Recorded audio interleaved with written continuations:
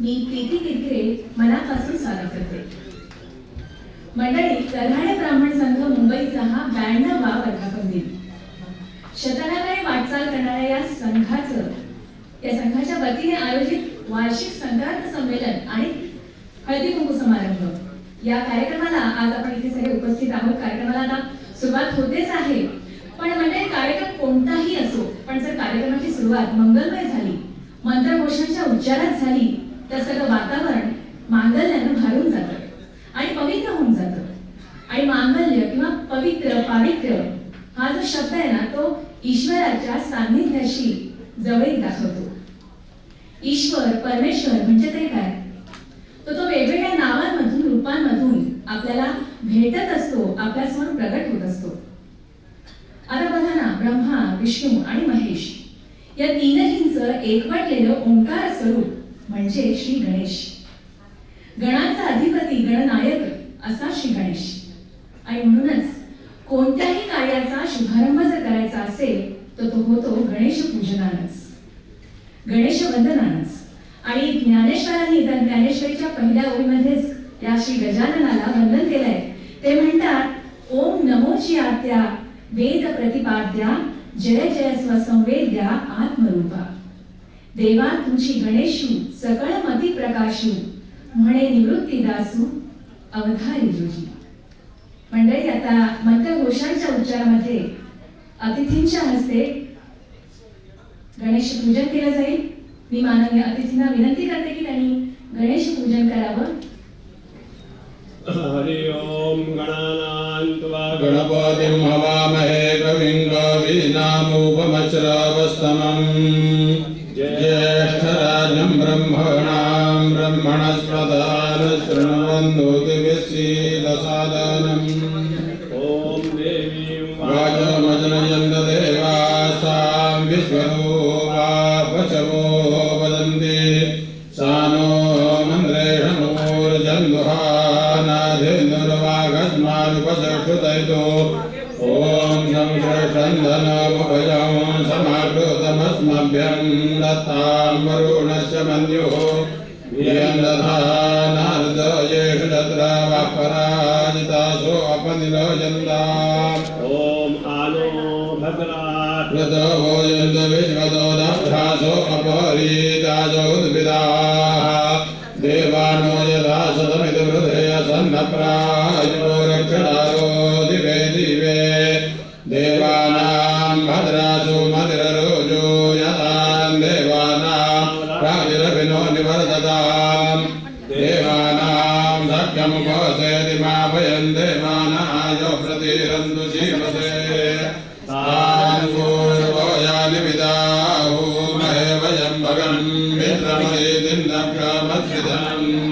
हरियमणं वरुणं सोममश्विना सरस्वती नश्वगामिरस्करतः. तन्नो वातो मयो भुवादु वेषचन्दनमाता पृथिवी तद्विदाद्यौः. तद्ग्रामाणः सोमसुतो मयो भुवस्तदश्विना शृणुतन्यष्ण्याजुभाम्.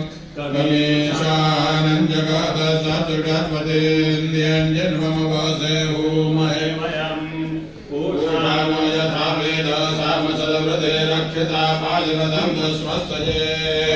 स्वस्ति न इन्द्रो वृद्धश्रवा स्वस्ति न पूषा विश्ववेदाः. स्वस्ति नस्तार्क्ष्यो अरिष्टनेमि स्वस्ति नो बृहस्पतिर्ददातु. पृषोदस्वामरुता प्रश्ने मातरस्तु भय्यावानो विदते सुजग्मयः. अग्निजिह्वामनवस्तु रचक्षसो विश्वे नो देवा वसगमन्द्यः. भद्रं कर्णे विष्णुयाम देवा भद्रं पश्येमाक्षभिर्यजत्राः.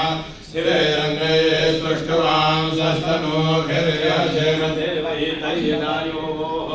शतमिन्नु शरदो अन्ते देवा यत्रा नश्चकराजसन्तनूनां.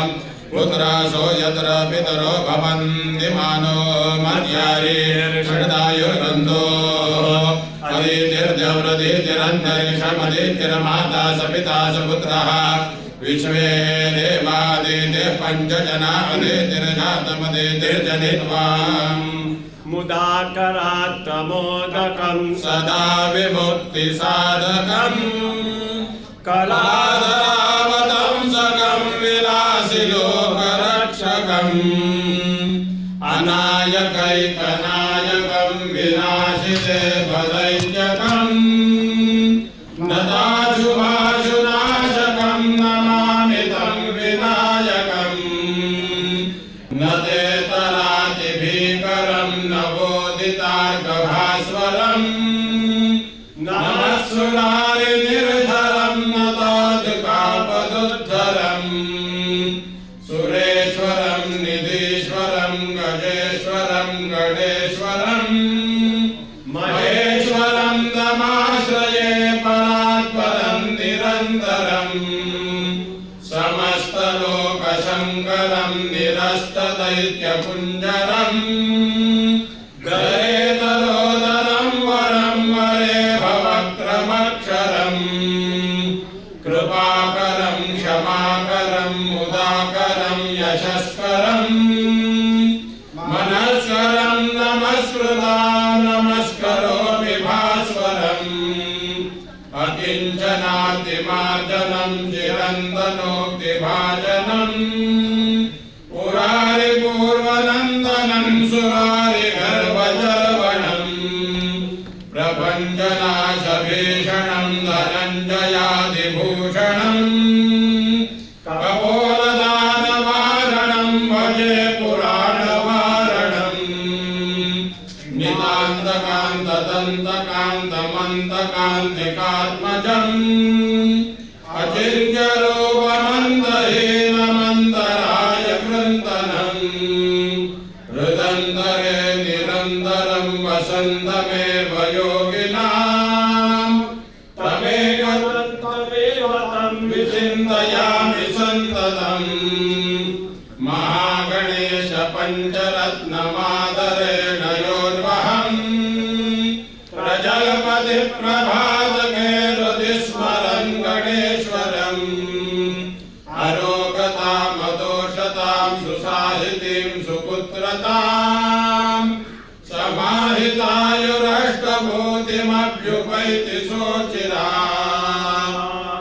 ॐ भूर्भुवस्वः गणपत्यादिदेवताभ्यो नमः नमस्कारं समर्पयामि। त्यानंतर औक्षणाचा कार्यक्रम होईल। सर्वप्रथम गणेशाचं औक्षण केलं जाईल सुवासिनींच्या हस्ते।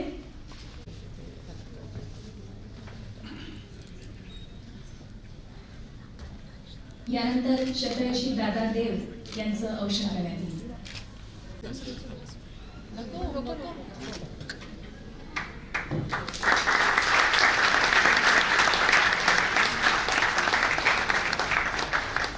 उपस्थित अतिथींचं औक्षण होत आहे।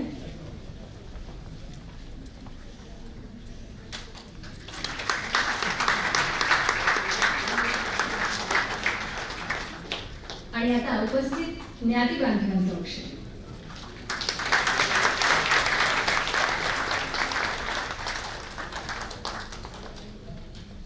संघाचे अध्यक्ष सुहास ढवळे सर।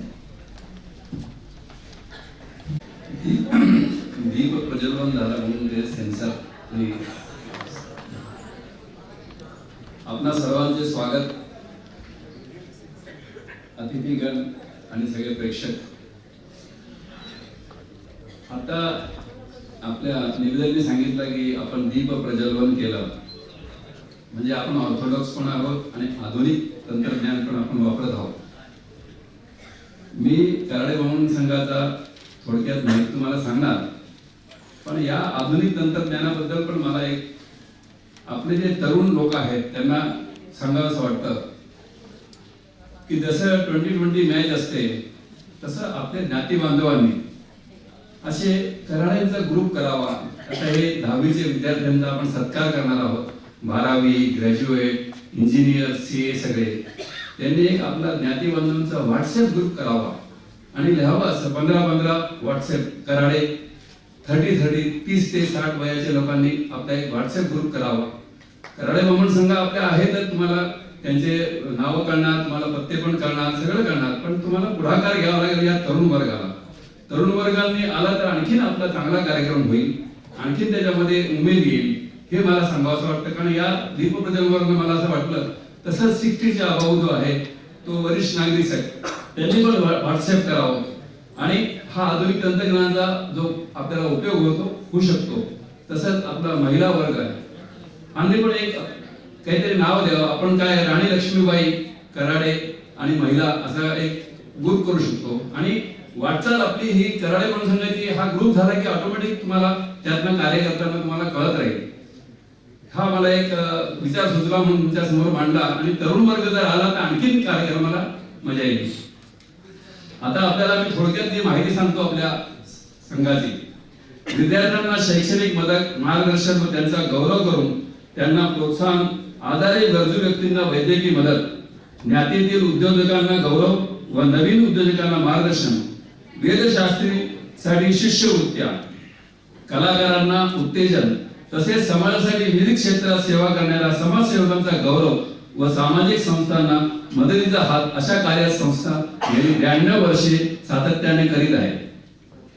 प्रतिवर्षी संकलन संमेलन, महिला दिन, श्रावण संध्या, राणी लक्ष्मीबाई स्मृती दिन अशा कार्यक्रमांच्या आयोजनाची जबाबदारी महिला वर्गावर सोपवून त्यांना सबल करण्याचे कार्य संघ करत आला आहे. राणी लक्ष्मीबाई यांचा जन्मदिवस 14 नोव्हेंबर गौरव दिन म्हणून साजरा केला जातो. या दिवशी मुंबईतील एका शाळेच्या मुलींमध्ये खेळांची आवड निर्माण करण्याचे कार्य करण्याकरता उत्तेजन म्हणून सन्मान स्मृतिचिन्ह देण्यात येते. त्या शाळेतील इयत्ता 5वी व 7वीतील खेळाडू आवड व प्रवीण असलेल्या 3 विद्यार्थ्यांना ₹1001 पारितोषिक व गौरवपत्र देऊन सन्मानित करण्यात येते. 2017 या वर्षात श्रावण संध्या कार्यक्रमाच्या निमित्ताने ऑगस्टच्या पहिल्या आठवड्यात सैनिकांच्या कुटुंबियांसाठी कार्यक्रमाचे आयोजन करण्याचा विचार आहे. या कार्यक्रमानंतर त्या बाबतीत संघाची कार्यकारिणी आणि ही आखणी कशी करणार याबद्दल तुमच्या सर्वांची मदतीची अपेक्षा आहे. का हा कार्यक्रम करायचा आहे तर तुम्ही जर उत्स्फूर्तपणे प्रतिसाद दिला, संपर्क ठेवला तर हा कार्यक्रम आणखीन आपण चांगल्या प्रकारे करू शकू. संघाची वार्षिक पावसाळी सहल जुलै महिन्यात आयोजित केली जाते. ज्या ज्ञातीभावांना यात सहभागी व्हायचे असेल त्यांनी आपल्या कार्यालयाशी संपर्क साधावा. आणि तसंच आजकाल आपल्या बऱ्याच लोकांचे घर रिडेव्हलपमेंटमुळे काय होतं, पत्ते वगैरे बदलले, अहवाल परत येतात. अशा लोकांनी आपले काही पत्ते बदलले असतील किंवा ईमेल किंवा फोन असे करून आपल्या संघाला कळवत जा, म्हणजे अहवाल आणि पत्रक त्यांना वेळेवर बदलण्याचा प्रयत्न करू. आम्ही सगळ्यांचे संपर्क साधण्याचा प्रयत्न करतो. बरेच वेळा आपले अहवाल परत सुद्धा येत असतात. तुमचा सगळ्यांचा संबंध असा कोण आहे आपला संघाचा, त्याच्यापासून तुम्ही संपर्क ठेवा. संपर्क ठेवल्यामुळे खूप चांगले कार्यक्रम आपल्याला करता येतील. तुमचा सहभाग हेच आपला आहे ज्ञातीबंधांचा. ओके.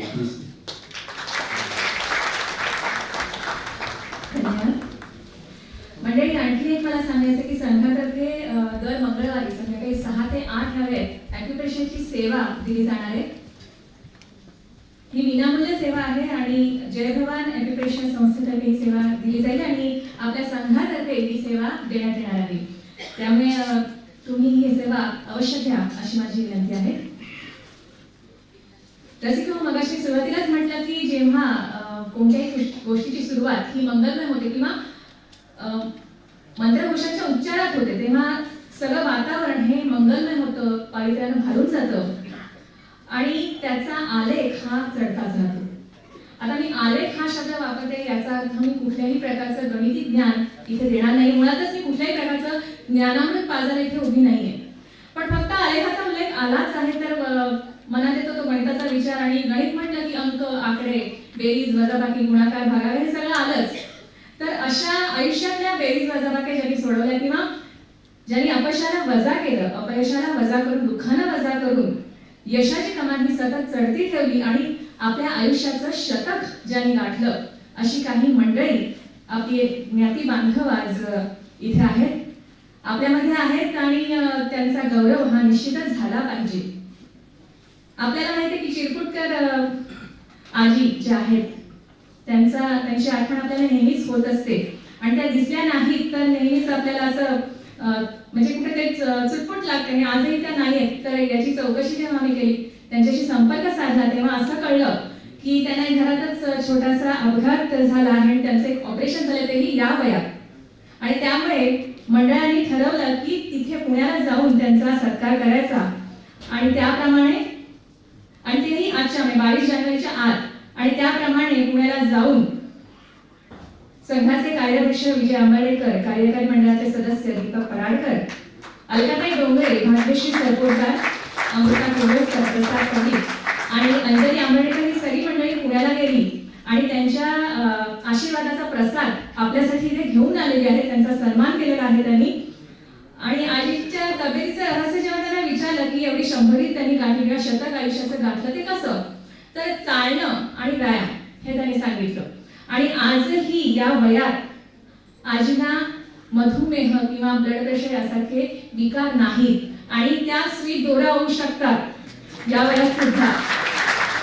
आणि या वयात सुद्धा बटवे शिवून त्या विकतात आणि त्याच्यातून जे उत्पन्न मिळालेलं आहे त्यातून त्यांनी संघाला 10,000 रुपयांची देणगी दिलेली आहे. आणि त्यामुळे आमच्या अशा आजींना पुढील काळातल्या निरोगी आयुष्यासाठी शुभेच्छा आणि श्री गजाननाच्या चरणी प्रार्थना. तसेच शतायुषी शिरगावकर आजोबा हे सुद्धा त्यांच्याबरोबर सोबत कोणी नसल्यामुळे येऊ शकत नाही, तर त्यांचाही सन्मान त्याच दिवशी पुण्याला गेलेल्या आमच्या कार्यकर्त्यांनी केला आहे. आणि त्यांच्याही आयुष्याचं रहस्य हेच आहे, चालणं आणि व्यायाम. तर आपल्याला याच्यातून हेच म्हणजे शिकायला हवं की चालणं आणि व्यायाम जे करत नाहीयेत आता, त्यांनी हे करायला हवं, म्हणजे कधी काही आपलंही नाव इथे येण्याची शक्यता नाकारता येत नाही. आणखी आजोबांचं एक सांगायचं म्हणजे आज वय वर्ष 101 आणि या वर्षी ते अंदमानला गेले होते आणि तिथे स्वातंत्र्यवीर सावरकरांचं असं स्मारक आहे, त्या 25 पायऱ्या चढून तिथे ते दर्शन घेऊन आले. अशा आमच्या आजोबांनाही आमचे शतशः प्रणाम. मात्र हे दोघे उपस्थित नसले तरी एक तिसरे आपले ज्ञाती बांधव जे आहेत दादादेव, म्हणजेच विठ्ठल गोविंद देव अर्थात आपले सगळ्यांचे लाडके दादादेव हे आज इथे उपस्थित आहेत. आणि संघाचे कार्यवाह श्रीराम देव आणि सह खजिनदार अनिल देव यांचे ते वडील आहेत. दादांचा जन्म झाला 5 डिसेंबर 1917ला. त्यामुळे ब्रिटिश राजवटीपासून ते अगदी स्वातंत्र्य लढ्यापर्यंतच्या सगळ्या चळवळी त्यांनी बघितलेल्या आहेत. आणि असं एक दुर्लभ व्यक्तिमत्व आज आपल्यामध्ये आहे आणि याचा नक्कीच आपल्याला अभिमान वाटायला हवा. दादांचं म्हणजे बालपण गेलं कोकणामध्ये आणि तिथेच त्यांनी 6वी पर्यंत शिक्षण घेतलं आणि त्यानंतर ते मुंबईला आले. लहानपणीच त्यांचं पितृक्षेत्र हरवलं होतं, त्यामुळे त्यांचे मोठे जे बंधू होते ते वडिलांसमान होते आणि ते त्यांच्याकडेच आले. तर तेव्हा त्यांच्या बंधूंचा हा दुधाचा व्यवसाय होता आणि त्यामध्ये हे दादा त्यांना मदत करायचे आणि अशा मध्येच त्यांनी मॅट्रिकची परीक्षा उत्तीर्ण केली आणि देव कुटुंबामध्ये मॅट्रिक होणारे हे पहिले दादा होते. आयुष्यामध्ये सचोटी, जिद्द आणि मेहनतीच्या जोरावर त्यांनी आपलं सगळं आयुष्य उभं केलं. पहिल्यांदा हायकोर्टात नोकरी केली, नंतर एका ऑइल कंपनीत आणि पुढे बॉम्बे म्युच्युअल मध्ये नोकरी केली.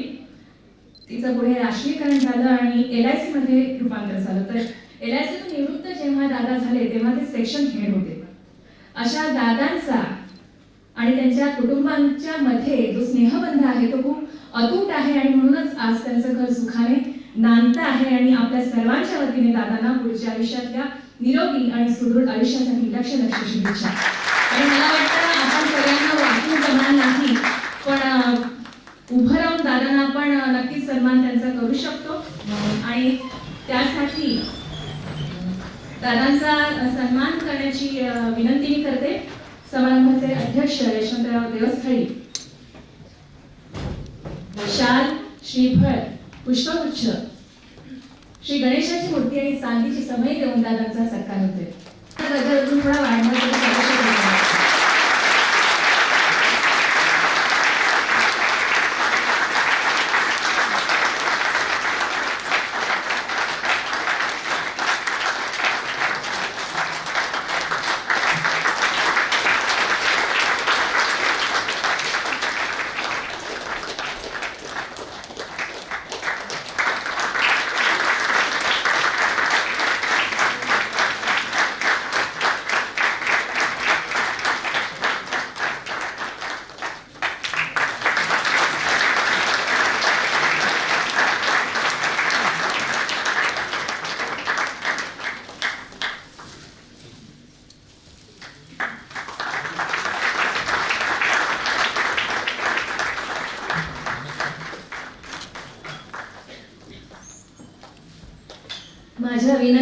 मान देऊन आपण खरोखरच उभं राहून त्यांना टाळ्यांच्या गजरात त्यांचा सन्मान केला त्याबद्दल खूप आभारी आहे.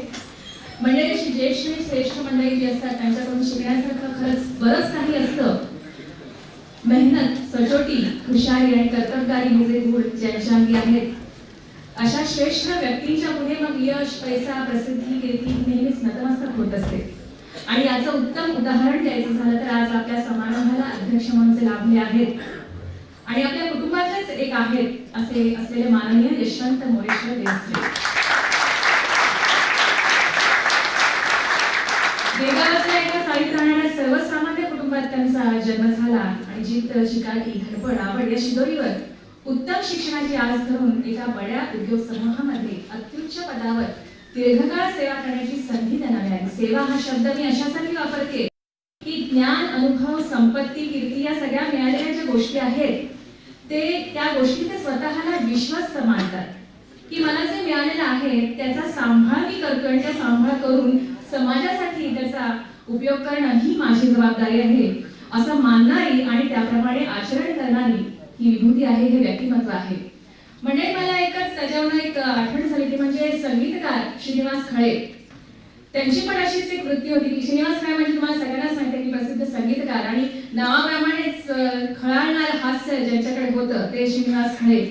आणि श्रीनिवास म्हणजे ज्यांच्या नावातच श्रीचा निवास होता, लक्ष्मीचं वास्तव्य होतं असे श्रीनिवास.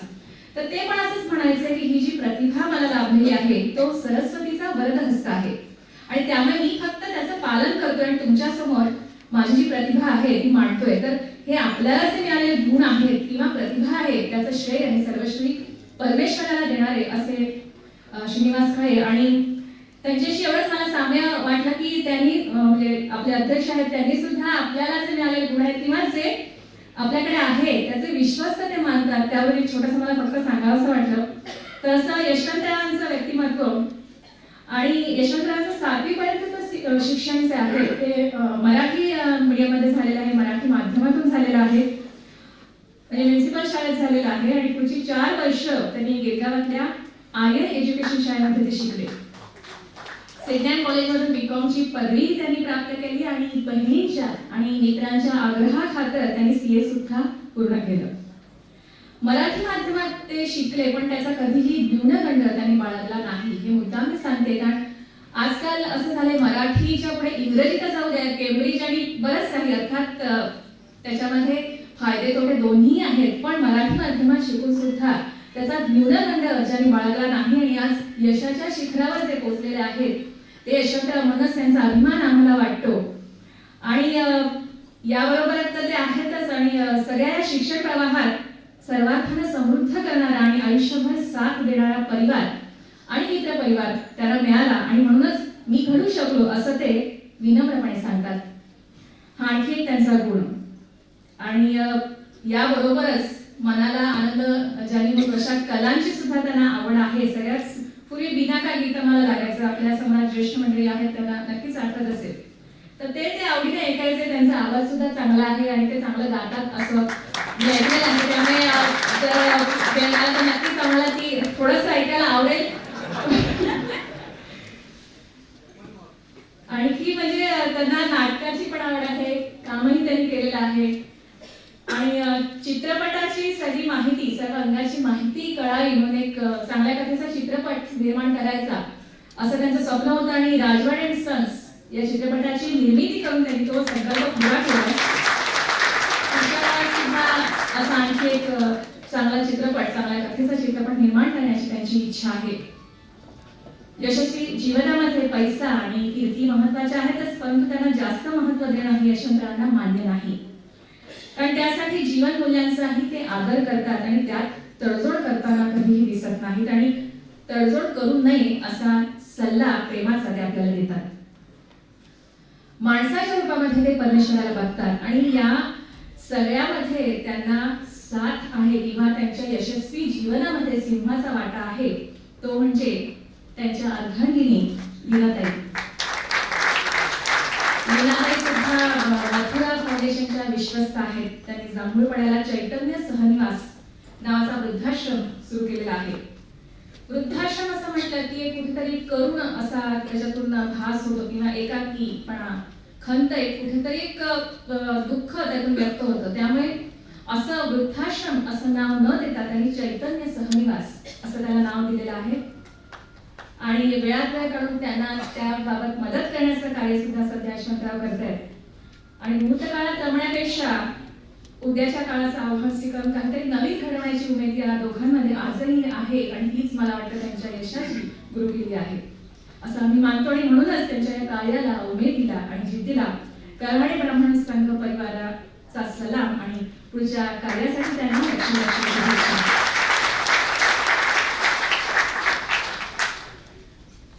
संघाचे अध्यक्ष सुहास ढवळे यांना मी विनंती करते की त्यांनी यशवंतराव देवस्थळी यांचा सत्कार करावा.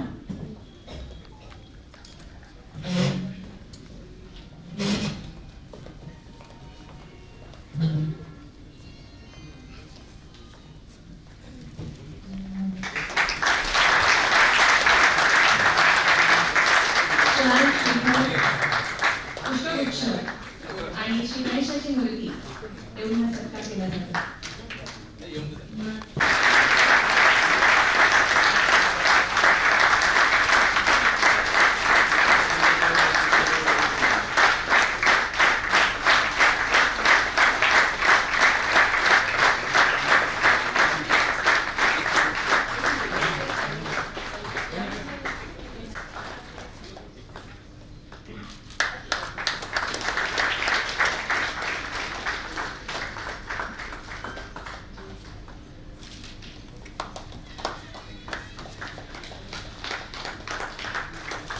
मंडळी, मगाशी जसं म्हटलं की या ज्येष्ठ आणि श्रेष्ठ मंडळीकडून शिकण्यासारखं बरंच काही असतं. कारण अनेक पावसाळे त्यांनी पाहिलेले असतात, अनुभवलेले असतात, अनेक प्रकारचे अनुभव त्यांच्या गाठीशी असतात.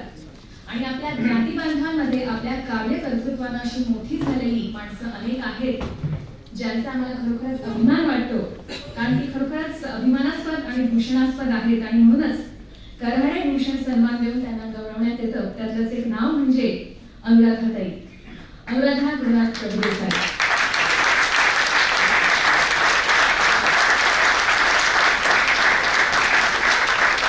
सामान्य मध्यमवर्गीय नोकरी करणाऱ्या स्त्रियांसारखं आपलं चाकोरीबद्ध आयुष्य जगणारी मुंबईतली एक मध्यमवर्गीय महिला एक दिवस पर्यटक म्हणून भारताच्या सीमावर्ती भागात फिरायला जाते काय, आणि त्यातूनच आलेल्या अनुभवातून आपल्या सुखी संसाराचा त्याग करून आपल्या जीवनशैलीत आमूलाग्र बदल करते काय. ही व्यक्ती म्हणजे आजच्या आपल्या समारंभाच्या प्रमुख अतिथी अनुराधा गुरुनाथ प्रभुदेसाई. देशासाठी सीमेवर लढणाऱ्या आणि प्राणार्पण देणाऱ्या सैनिकांसाठी आपलं पुढचं आयुष्य व्यतीत करण्याचं व्रत त्यांनी स्वीकारलं आणि आपल्या कार्यानं मानवी जीवन सार्थकी लावलं. आज आपण निर्धास्तपणे इथे सुखाची अनुभूती घेत आहोत. हा कार्यक्रम सुद्धा आनंदाने आपण म्हणजे आनंद घेतो आहोत त्याचा, किंवा इतरही आपण सगळे व्यवहार सुरळीतपणे करतो आणि त्याचा आनंद घेतो. पण सीमेवर आपल्या प्राणांची पर्वा न करता रात्रदिवस आपलं संरक्षण करणाऱ्या सैनिकांचं जीवन कसं असतं याची जाणीव कधीतरी कोणाला तरी होते का, किंवा हा प्रश्न कोणाच्या तरी मनात कधीतरी पडतो का, हा मनाला प्रश्न. तर ते कार्य करतायत त्या अनुराधाताई. लक्ष फाउंडेशनच्या स्थापनेद्वारे सैनिक आणि आपल्यामधली जी दरी आहे ती दूर करण्याचं मोठं कार्य अनुराधाताई आणि गुरुनाथरावांनी केलेलं आहे. गेली 12 वर्ष आपल्या व्याख्यानामधून आणि दृकश्राव्य सादरीकरणामधून तरुणांमध्ये सैनिकी जीवनाची आवड निर्माण करण्याचं देशसेवेचं कार्य अखंडपणे दोघंही करतायत. त्यांच्या कार्याचं तसंच सैनिकी जीवनाचं सादरीकरण आपण आता या कार्यक्रमात बघणार आहोतच. तर त्यांच्या या असीम त्यागाचा आम्हाला खरोखरच अभिमान वाटतो आणि त्यांच्या कार्याला सन्मान करण्यासाठी आणि त्यांच्या विचारातून कार्यातून प्रेरणा घेऊन कार्यकर्ते सुद्धा असेच तयार व्हावेत हीच आमची इच्छा आहे. म्हणून कऱ्हाडे ब्राह्मण संघ मुंबईच्या वतीनं अनुराधाताई आणि गुरुनाथरावांच्या या कार्याला मानाचा मुजरा आम्ही करतो.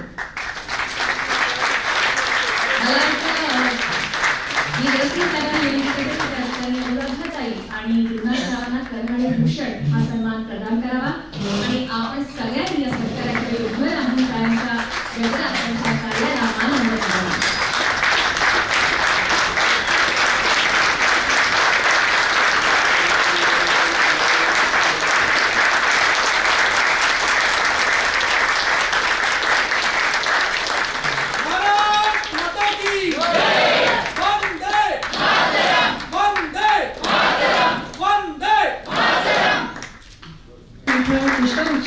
श्री गणेशाची मूर्ती आणि कर्हणे भूषण सन्मान पत्र देऊन सत्कार करण्यात येतोय.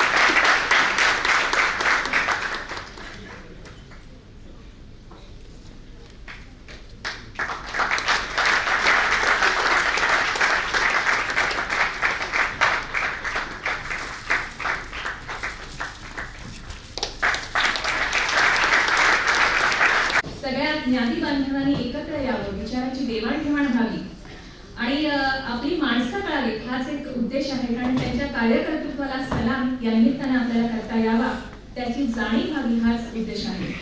आणि आपली सगळ्यांची उपस्थिती पाहता हा उद्देश मला वाटतं साध्य होतो आहे आणि झालेला आहे असं नक्कीच मला म्हणावं असं वाटतं. कारण आपल्या सगळ्यांचं सहकार्य या संघासाठी अत्यंत आवश्यक आहे. याबाबत एक टेन्शन म्हणून एक आपले ज्ञाती बांधव आहेत बँगलोरचे, तर त्यांच्यावरती मला महत्त्वाचं सांगायचं आहे ते म्हणजे पत्नी गेल्यानंतर गेली 2 वर्ष ते त्या पत्नीची पेन्शन जी आहे ती संघाला देणगी स्वरूपात देत आहेत आणि अशा प्रकारे जवळपास 1.5 ते 2 लाख रुपये त्यांनी संघाला दिले आहेत. अशाच प्रकारे सहकार्य सगळ्याच ज्ञाती बांधवांनी करावं. फुल ना फुलाची पाकळी किंवा खारीचा वाटा आपलाही असावा असं मला वाटतं. आणि म्हटलं तसं ही जी वाटचाल आहे ती जेव्हा सहकार्यातून होते किंवा सहचर्यातून होते तेव्हा ती नक्कीच सुकर होते. कारण जेव्हा आपण एकटं चालतो तेव्हा ती वाटचाल होते किंवा मार्गक्रमण आपण करतो आणि हेतूही साध्य होतो. पण जेव्हा ती एकत्र वाटचाल होते तेव्हा त्याचा आनंद अतिशय चांगला मिळतो, ती वाट सुकर होते, सुखकर होते. आणि अशीच वाटचाल ज्यांनी केलेली आहे त्याला सहजीवन असं म्हणतात. सहजीवन म्हणजे काय नेमकं तर एक अकेली छत्रीमध्ये अर्ध भिजणं, एक चिंचेचं फुटक दोघांनी मिळून खाणं, मेहंदी हसनची गझल ऐकत कातर होत जाणं, पावसाळी गच्च आभाळात मग सायकली दामटणं. सहजीवन म्हणजे काय? सहजीवन म्हणजे उठायचं नाही, सहजीवन म्हणजे मातायचं नाही, सहजीवन म्हणजे घेतला वसा टाकून कधी तुटेपर्यंत ताणायचंही नाही, सहजीवन म्हणजे अवघड वाट, सहजीवन म्हणजे दुस्तर घाट, कधी अगदीच मैसधार तर कधी अगदीच चाकोरीची पैवाट. सहजीवन म्हणजे अनेक होकार, सहजीवन म्हणजे कितीतरी नकार, सहजीवन म्हणजे एकमेकांच्या भावनांचा सन्मान, सहजीवन म्हणजे एकमेकांच्या माणसांचा स्वीकार. कसे कहो सहजीवनाची अशी 50 वर्ष आनंदानं उपभोगणाऱ्या आपल्या बांधवांचा सत्कार आता आपण इथे करणार आहोत. विवाहाला 50 वर्ष झालेल्या दाम्पत्यांचा सन्मान करण्याची विनंती मी यशवंतराव आणि लीनाताई देवस्वी यांना करते.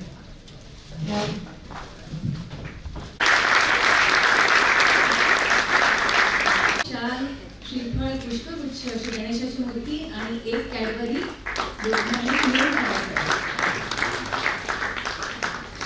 तर असे क्रॉस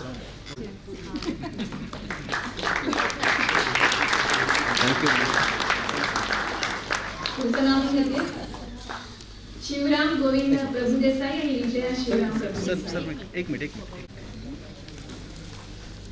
द्या आणि पटकन मागे अजून अच्छा हां येस येस थँक्यू. त्यांच्या आयुष्यातला आणि आपल्याही आयुष्यातला खूपच सुवर्ण क्षण असं म्हणायला हवं. कारण 50 वर्षांची वाटचाल आहे त्यामुळे तो सुवर्ण क्षणच म्हणायला हवा.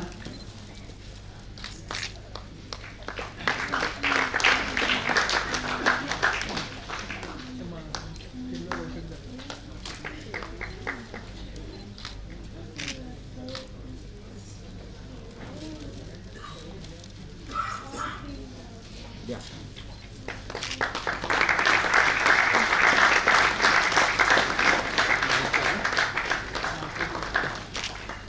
तसेच बघा एक मिनिट इकडे बघा प्लीज समोर थँक्यू.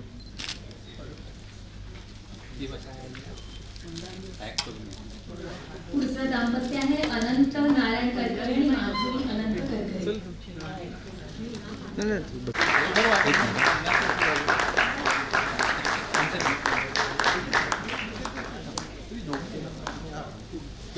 हां या तुम्ही पण लावा. Yes very good. इकडे पहा, लक्ष द्या इकडे. थँक्यू.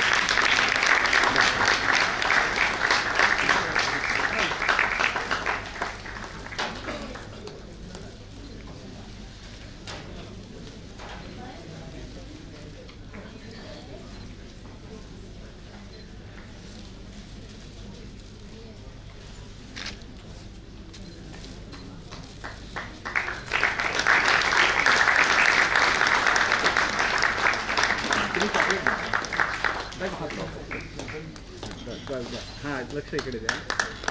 थँक्यू.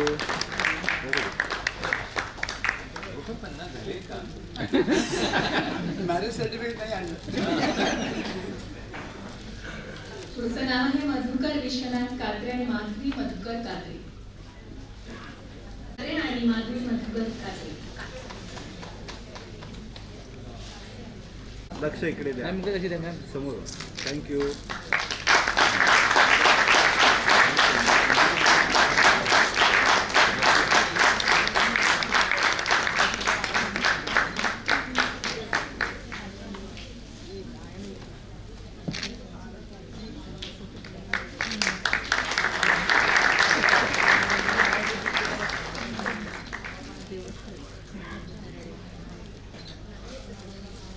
दिसू द्या, दिसू द्या. मॅम इकडे समोर लक्ष द्या. दिसू द्या. ओके.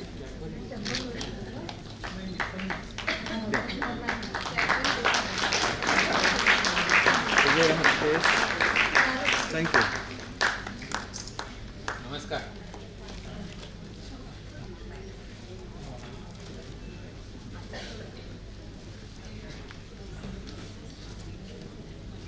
बाईने म्हणा काही ऐकायला येत नाही, काही वसंत केशव नाटेकर आणि शोभना वसंत नाटेकर. घ्या नाव चांगला.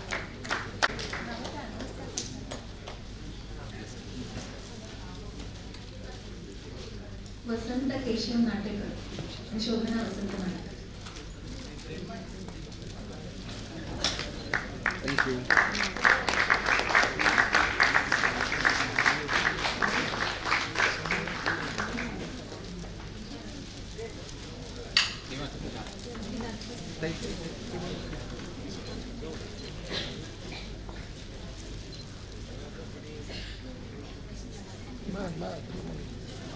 आणि वर जाऊन सांगणार यांना कळलंच नाही, त्या सतत बोलतात यांना दिलं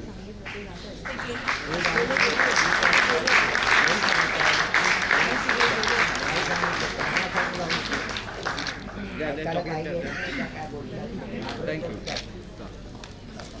माझा निरोप दे त्यांना. मी बोलवलं सांगितलं. या पुढील दाम्पत्याचे सत्कार करण्याची विनंती वृंदावन आणि आनंदताई. कोण आहे ते? कोण आहे? मग माहीत नाही तुला म्हणतो आणि येतात. हा इथे समोर लक्ष द्या का? एक मिनिट. का फोटो प्लीज.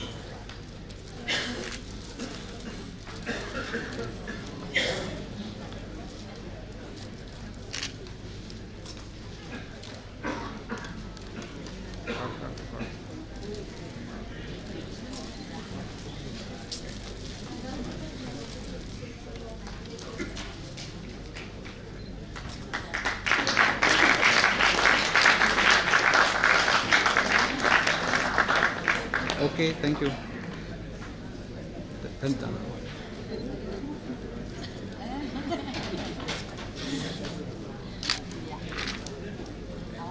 विनायक रंगनाथ करकरे आणि शुभदा विनायक करकरे यांचा सन्मान आपण केलेला आहे. यानंतरचं नाव आहे अनंतराव महेश्वर सरदेसाई आणि शालिनी अनंतराव सरदेसाई. विवाहाला 50 वर्ष पूर्ण झाली अशा दाम्पत्याचा सत्कार आपण करतो आणि असं सहजीवन ज्यांनी असं आनंदाने त्यांच्या जीवनात मार्गक्रमण केलेले आहे अशा दाम्पत्याचा सत्कार इथे होतोय. आणि सहज नाव आहे मधुसूदन श्रीकृष्ण बेर्डे आणि मालती मधुसूदन बेर्डे. मधुसूदन श्रीकृष्ण बेर्डे आणि मालती मधुसूदन बेर्डे हे दाम्पत्य आलं असेल तर त्यांनी कृपया पुढे यावं. गोविंद सांडू आणि तारामती विनायक सांडू.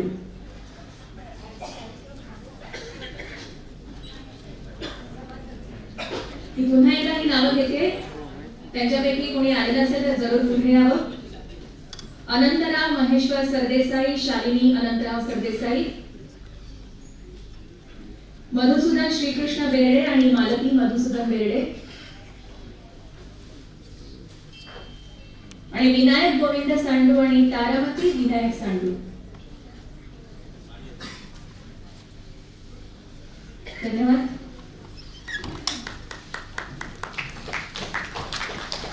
समर्थ व्यायाम मंदिरामध्ये प्रवेश घेतल्यानंतर देशपांडे सरांच्या मार्गदर्शनाखाली त्यांनी मल्लखांबाचं शिक्षण घेतलेलं आहे आणि खेळ मानसशास्त्र हा त्यांच्या आवडीचा विषय आणि म्हणूनच मल्लखांबापासून होणारे मानसशास्त्रीय फायदे हा एक वेगळा विषय त्यांनी PhD साठी निवडला. भारतीय पारंपरिक क्रीडा प्रकार मल्लखांब यामध्ये मुलींना त्या प्रशिक्षण देतात आणि डॉक्टर तारकेंनी अनेक आंतरराष्ट्रीय व्यासपीठांवर भारताचं प्रतिनिधित्व केलेलं आहे. तसंच पहिल्या जर्मन मल्लखांब दौऱ्याचं सुयोग्य सुद्धा त्यांनी केलेलं आहे. या मल्लखांबामुळे अनेक फायदे आपल्याला होतात, जसं की शरीराचा लवचिकपणा किंवा धैर्य आणि निर्णय घेण्याची क्षमता ही वाढते या क्रीडा प्रकारात असं त्या सांगतात आणि त्यामुळेच आपला आत्मविश्वास देखील वाढतो. आज नीताताईंमुळे सगळ्या देशभर भारतभर हा मल्लखांबाचा प्रसार होतो आहे. पूर्वी फक्त मुलांची मक्तेदारी असणाऱ्या खेळात मुलीही आज बरोबरीने भाग घेत आहेत आणि अशा त्यांच्या या कार्याची दखल घेऊन सह्याद्री वाहिनीने दखल घेतली होती आणि 2015च्या 9 हिरकणींमध्ये त्यांची निवड करून त्यांना सन्मानित केलं. मुंबईने यावर्षीच्या गुणवंत सन्मानासाठी त्यांची निवड केल्याचं जाहीर करताना आम्हाला अतिशय आनंद होतोय. त्यांनी आपलं जीवन मल्लखांब खेळाच्या प्रसार आणि वाढीसाठी वाहून घेतलेलं आहे आणि त्यांच्या या दुर्गम इच्छाशक्तीला आमचा सगळ्यांचाच मानाचा मुद्दा आणि त्यांच्या पुढील वाटचालीसाठी लक्ष शुभेच्छा. लीनाताई देवस्थळी करंडे ब्राह्मण संघाच्या वतीनं त्यांनी सन्मान करावा अशी त्यांना विनंती करते.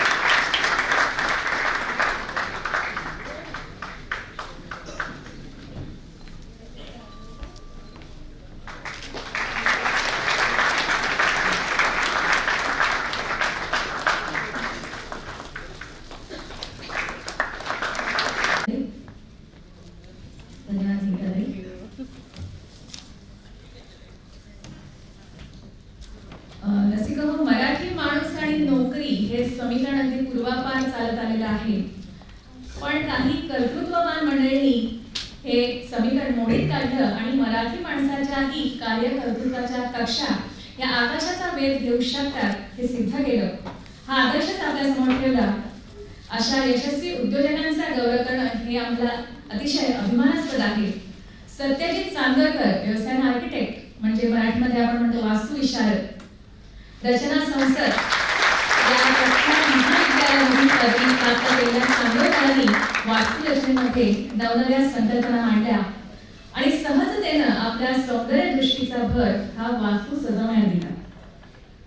आर्किटेक्टच्या बरोबरीने इंटिरियर डिझाईनच्या सहाय्याने नवनिर्मिती आणि आगळीवेगळी अशी अदाकारी प्रत्यक्षात आणण्याचं त्यांचं कसब हे कमालीचे आहे.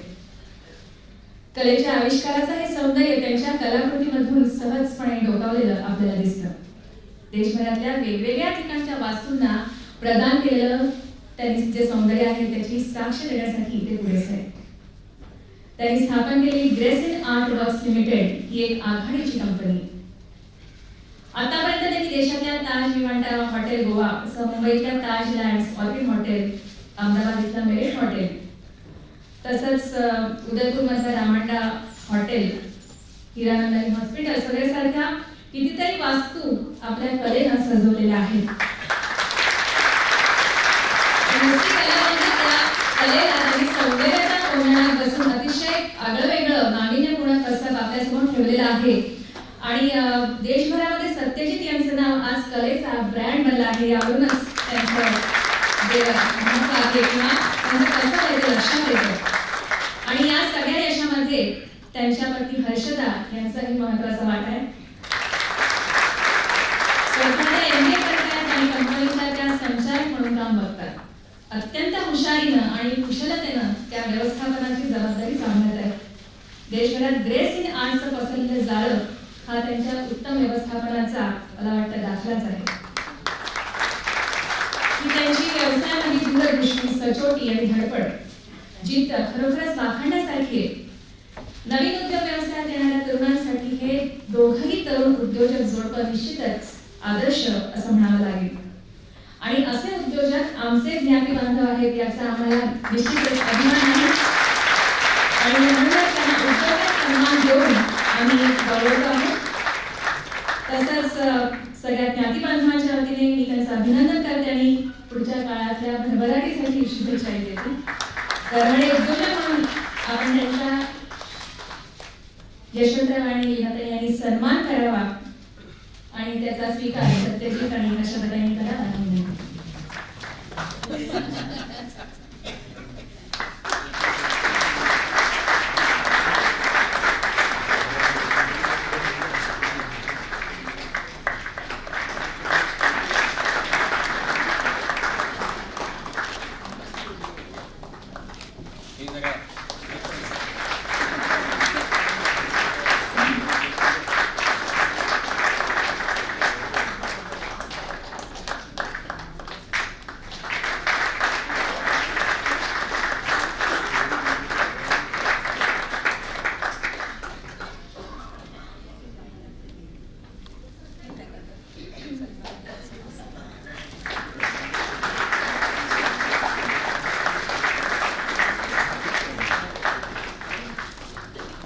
सहकार्य हे महत्त्वाचं आहे आणि त्यासाठी आपण प्रत्येकाने खालीचा वाटा उचलायला हवा असं मी मगाशी म्हटलं. आणि मला सांगायला आनंद वाटतो की अनंत करकरे यांनी संघाला 11,000 रुपयांची देणगी दिली आहे.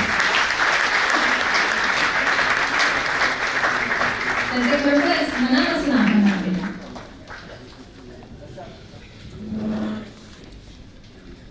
सुरुवातीला कार्यक्रमाच्या आधी सुरुवातीलाच मी जसं म्हटलं की कार्यक्रमाची सुरुवात जेव्हा मंगलमय होते, मंत्रघोषांच्या उच्चारात होते, तेव्हा सगळं वातावरण हे पावित्र्यानं, मांगल्यानं भरून जातं. पण हे जे मांगल्य आहे किंवा वातावरणातलं पावित्र्य आहे ते टिकवून ठेवण्याचं काम जे करतात ते पुरोहित, त्यांचा वाटा हा त्यामध्ये सिंहाचा असतो आणि म्हणूनच त्यांचाही सन्मान आपण करतो आहोत. प्रभाकर मधुकर पालथे यांना हा गौरव देण्यात येतोय. पौरोहित्य सन्मान त्यांचा करण्यात येतोय. त्यांचं मूळ गाव कोकणातलं कोल्हे. त्यांचं बालपण कोल्हे पावस इथं गेलं. त्याच्यानंतर प्राथमिक शिक्षण तिथे झाल्यावर पुढच्या संस्कृत शिक्षणासाठी त्यांनी ठाण्याला ते आले. तत्वज्ञान विद्यापीठ इथे त्यांनी ते शिक्षण पूर्ण केलं आणि याज्ञिकाची आवड असल्यानं त्यांनी पुण्यातल्या वेदपाठी शाळेत प्रवेश घेतला. आणि याज्ञिकाचं शिक्षण पूर्ण झाल्यानंतर मुंबईमध्ये 1 एप्रिल 1978 पासून आपल्या कार्याचा शुभारंभ त्यांनी केला. त्यांचा उद्देश हाच आहे की आपल्या शिक्षणाचा उपयोग हा याज्ञिक शिक्षणासाठी व्हावा आणि सामान्य जनतेला कर्मक्रियांची माहिती व्हावी. आणि याच उद्देशानं त्यांनी अनेक पुस्तकांचं लिखाण आणि प्रकाशन केलंय. शिवाजी पार्कच्या विश्व हिंदू परिषदेच्या गंगा पूजनाच्या कार्यक्रमाचे ते प्रमुख आचार्य होते. दरवर्षी 3 लाख याप्रमाणे 8 वर्ष गायत्री मंत्राचं पुरस्करण त्यांनी केलेलं आहे आणि शिवाय 1 वर्षात पूर्णपणे 24 लाखांचं गायत्री पुरस्करण करण्याचा विक्रमही त्यांनी केलेला आहे. कऱ्हाडे ब्राह्मण संघ मुंबईच्या 90व्या वर्धापन दिनानिमित्त झालेल्या 108 दत्तपूजेचं प्रमुख आचार्यपद त्यांनी भूषवलं होतं. पुढच्या काळात याज्ञिक शिक्षणाचं हे कार्य सुरू राहावं यासाठी 5-6 गरीब विद्यार्थ्यांना स्वतःच्या घरी ठेवून हे शिक्षण देऊन त्यांनी गुरुकुल परंपरेचं पालनही केलेलं आहे. कऱ्हाडे ब्राह्मण संघ आपल्या समाजातल्या अशा विद्वान आणि समाजासाठी आपलं आयुष्य व्यतीत करणाऱ्या विभूतींचा नेहमीच आदर करत आलेला आहे आणि म्हणूनच याज्ञिक शिक्षणाला वाहून घेतलेल्या प्रभाकर पाध्ये गुरुजींना 2016चा पौरोहित्य सन्मान जाहीर करताना आम्हाला मनापासून आनंद होतो. त्यांनी या सन्मानाचा स्वीकार करावा अशी त्यांना विनंती करते. आपल्या समारंभाचे अध्यक्ष यशवंतराव त्यांना विनंती करते की त्यांचा सन्मान व्हावा.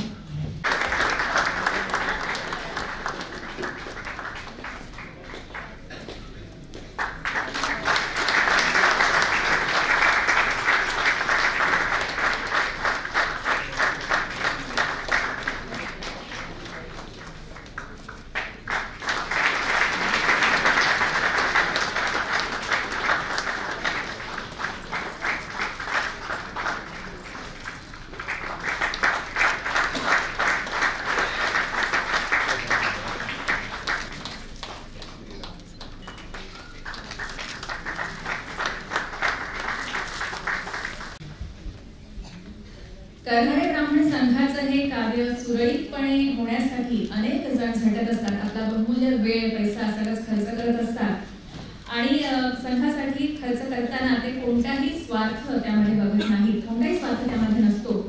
असते ती फक्त एक प्रामाणिक तळमळ आणि अशा तळमळीनं कार्य करणाऱ्या कार्यकर्त्यांचा सन्मान हा संघ नेहमीच करतो. आजही असा गौरव अर्थातच केला जाणार आहे. प्रसाद पंडित यांना हा कार्यकर्ता सन्मान करण्यात आला आहे.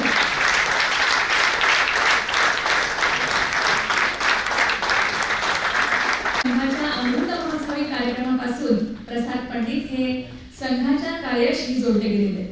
2009 पासून ते कऱ्हाडे ब्राह्मण संघ मुंबईच्या कार्यकारिणीवर कार्यरत आहेत आणि सध्या ते संघाच्या सहकार्यवाह पदाची जबाबदारी सांभाळतात. प्रसादांनी सेल्स मॅनेजमेंट मध्ये पदविका घेतलेली आहे आणि ते महाराष्ट्र शासनाच्या विक्रीकर विभागामध्ये निरीक्षक म्हणून कार्यरत आहेत. सामाजिक कार्याची त्यांना आवड आहे आणि पर्यटनाची सुद्धा आवड आहे. अत्यंत मेहनती पडेल ते काम करण्याची तयारी, अतिशय मृदू आणि खेळकर स्वभाव ही त्यांची काही गुणवैशिष्ट्ये आपल्याला सांगता येतील आणि यामुळे त्यांनी अनेक मित्र जोडलेले आहेत. गरजवंताला मदत करणं, संघ देईल ते काम मनापासून करणं आणि प्रसिद्धीपासून मात्र दूर राहणं हे महत्त्वाचं आणि हे कार्य ते करतात ही त्यांची कार्यपद्धती आहे. आणि या सेवाकार्यात ते तर स्वतः आहेतच पण त्यांचं कुटुंब, संपूर्ण कुटुंब, त्यांच्या पत्नी अंजली ताई आणि मुलगा हे सुद्धा संघाचं पडेल ते काम ते करत असतात आणि मला वाटतं संघ अशाच कार्यकर्त्यांमुळे आपल्या कार्यामध्ये नेहमीच यशस्वी होत असतो आणि म्हणूनच त्यांचं कौतुक करणं ही आमची जबाबदारी आहे असं आम्ही मानतो आणि म्हणून या पुढच्या काळातही ते ज्ञाती बांधवांच्या सेवा कार्याशी असेच जोडलेले राहतील अशी आम्हाला खात्री आहे. प्रसाद आणि त्यांच्या कुटुंबियांना धन्यवाद आणि मनापासून शुभेच्छा. पुन्हा एकदा मी माननीय यशवंतरावांना विनंती करते की त्यांनी प्रसाद पंडित यांचा सन्मान करावा.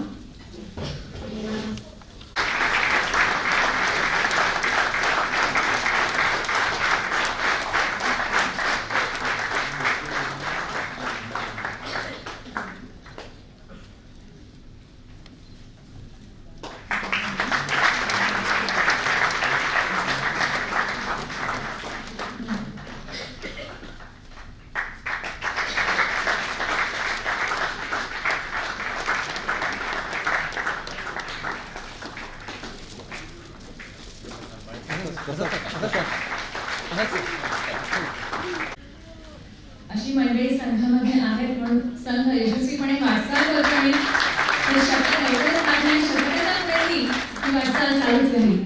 शतकावर आणखी आठवलं की आदित्य खेर झपाटा ऑर्केस्ट्रा यांचे आजोबा जे आहेत ते 106 वर्षांचे आहेत आणि अजून ते सायर इथे जे राहतात ते त्यांची तब्येत अतिशय उत्तम आहे. तर त्यांचाही सत्कार आम्ही पुढे करणार आहोत. शतकावरून एवढंच आठवलं म्हणून मध्ये फक्त मी सांगितलं. आणि मी मगाशी कसं म्हटलं की संघाला मदत करणं किंवा आपण आपल्या वाटा उचलणं हे महत्त्वाचं आहे. म्हणून मगाशी मी करकरे साहेबांचा उल्लेख केला की त्यांनी 11,000 रुपयाची देणगी दिलेली आहे. तसंच दादा देवाने सुद्धा 2,000 रुपये आपल्या संघाला दिलेले आहेत. खूप खूप धन्यवाद. कोणत्याही क्षेत्रामध्ये जेव्हा यशाचं शिखर गाठायचं असेल तेव्हा भक्कम असावा लागतो तो ज्ञानाचा किंवा शिक्षणाचा पाया. आपल्या सगळ्यांच्याच लक्षात असतील ज्योतिबा फुलेंच्या ओळी की विद्येविना मती गेली, मतीविना गती गेली, नीतीविना गती गेली, गतीविना वित्त गेले, वित्ताविना शूद्र खचले, इतुके अनर्थ एका अविद्येने केले. आणि म्हणूनच या विद्येचा ज्ञानाचा पाया महत्त्वाचा असतो. हे ज्ञान संपादन करण्यासाठी विद्यार्थी दशा ही स्वीकारावी लागते. आणि खरं तर मंडळी माणूस हा शेवटपर्यंत विद्यार्थीच असतो असं म्हटलं तर काही वावगं ठरणार नाही. असो, पण अशा काही गुणवंत विद्यार्थ्यांचा सत्कार आज आपण इथे करणार आहोत. यामध्ये काही छोटे विद्यार्थी सुद्धा आहेत तर काही मोठेही आहेत. तर या सगळ्यांचा सत्कार आपण इथे करणार आहोत. सुरुवातीला यशवंतराव आणि लीनाताई यांना मी विनंती करते की त्यांनी विद्यार्थ्यांचा सत्कार करावा. मी नाव घेते तसं या विद्यार्थ्यांनी पुढे यावं आणि सत्काराचा स्वीकार करावा. कुमारी मानसी संतोष पंडित,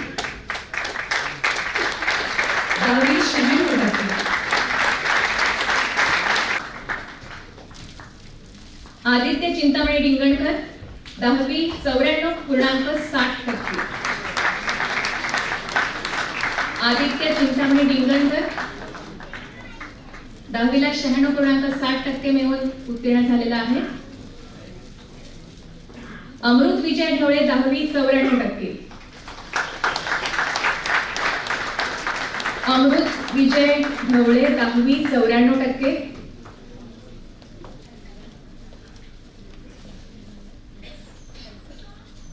वरुण विनायक देशमुख, 10वीला 94%.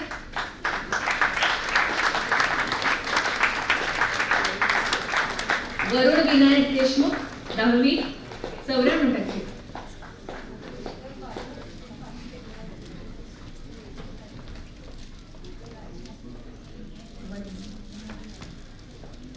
वरुण विनायक देशमुख 10वीला 94%. वरुणचे वडील त्याच्या वतीने हा पुरस्कार स्वीकारतात. अभिनंदन. कारण या मुलांच्या यशात मला वाटतं पालकांचा पण वाटा तितकाच महत्त्वाचा असतो. कारण ते असतात म्हणून ते म्हणजे काही जण करतात तो प्रश्न नाही, पण पालकांचा वाटाही तितकाच महत्त्वाचा आहे. त्यामुळे पालकांचं सुद्धा अभिनंदन. या पुढचं नाव आहे मानस शशांक आंबेकर, 10वीला 93.40%. मानस शशांक आंबेकर, 10वी 93.40%. अभिनंदन.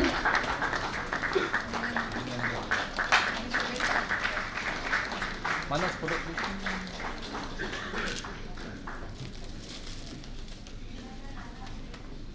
तेजस्विनी गिरीश भागवत, 10वीला 92.20%.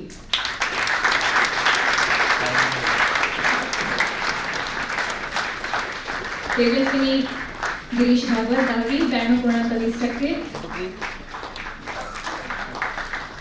आर्या सुधीर गुणे, 10वी 92.20%.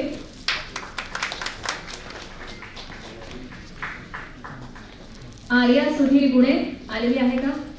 10वीला 92.20%. अशा तिची आजी तिच्या वतीने स्वीकार करते.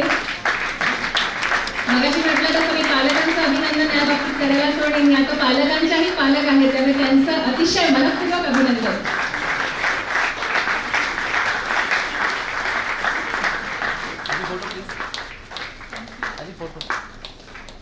आर्या सुधीर गुणे, 10वी 92.20%. तिच्या वतीने तिची आजी पुरस्काराचा स्वीकार केलेला. ईशानी मनमोहन गुणे, इयत्ता 10वी 92.20%.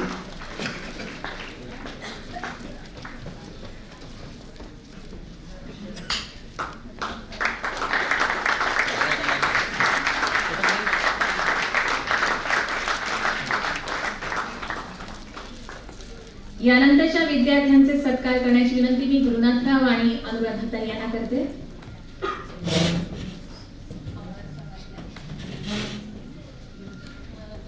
सुयश मिलिंद पाथे 10वीला 91.20%.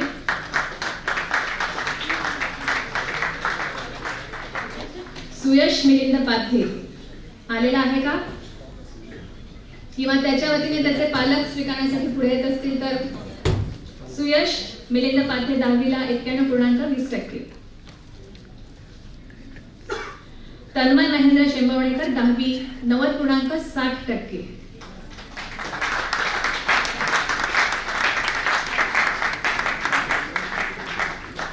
तन्मय महेंद्र शेंबवणेकर इयत्ता 10वी 90.60%.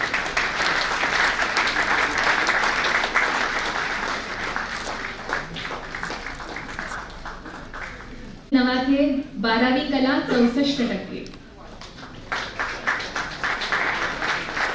संपदा अनिल नवाथे 12वी कला शाखा 64%. सौरभ धनंजय नवरे 12वी वाणिज्य 82.77%.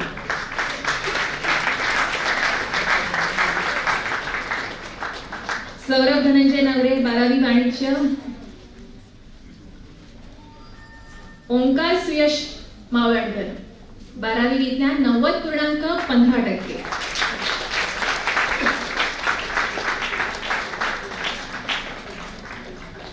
ओंकार सुयश मावळकर 12वी विज्ञान. प्रतीक Chandrashekhar खानकर BME 66.59%.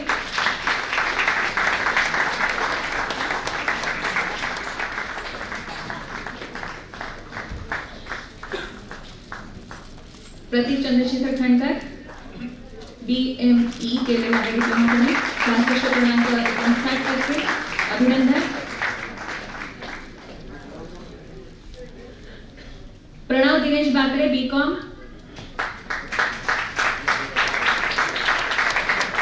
Pranab Dinesh Bakre. Anushree Vinayak Halbe BCom. Pranab Dinesh Bakre BCom.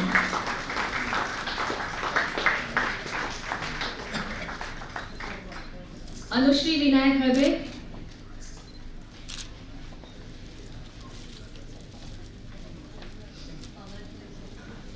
Anushree Vinayak Halbe. Nikita Vivek Athale. Nikita Vivek Athale BCom.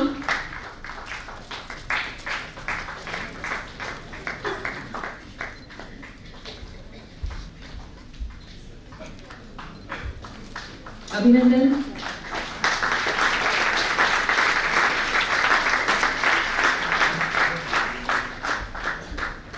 Rishikesh Rajendra Katre BSc IT.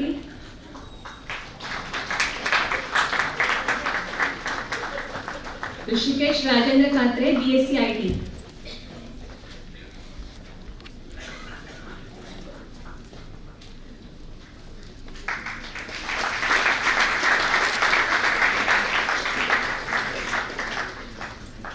या पुढचे सत्कार मी विनंती करते की डॉक्टर नीता ताईंनी करावेत. रुत्तम रवींद्र मुळे.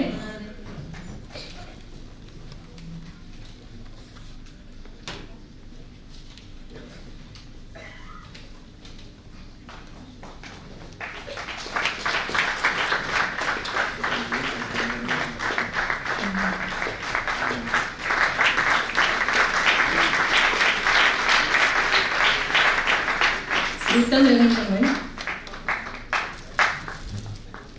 Neha Manoj Tembe B computer engineer.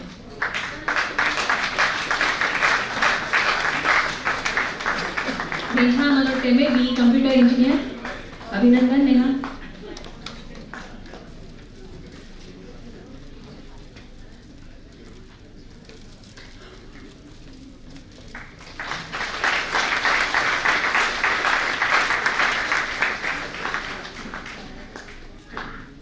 Hemant Dilip Mavalkar BEIT.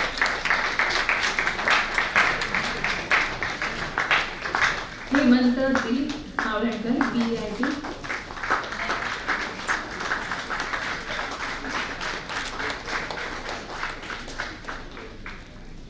कुमारी तन्वी श्रीकांत पानवलकर BDS दंतचिकित्सा.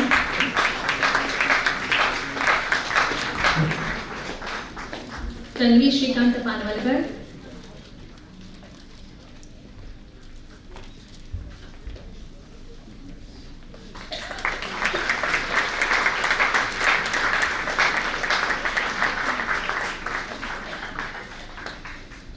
गौरव संजय प्रभुनिराशी CA. कुमार गौरव संजय प्रभुनिराशी. अभिनंदन.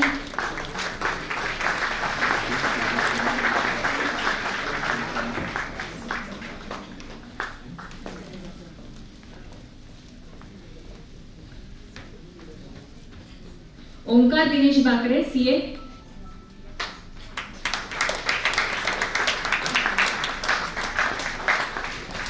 ओंकार दिनेश बाकरे CA.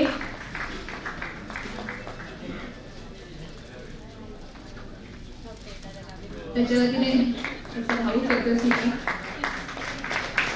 अभिनंदन. भक्ती हेमंत बोधे master of financial management MFM 7.4%.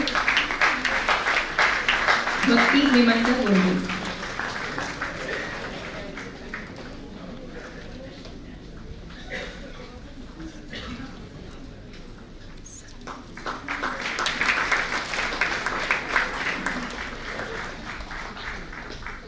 धन्यवाद ताई.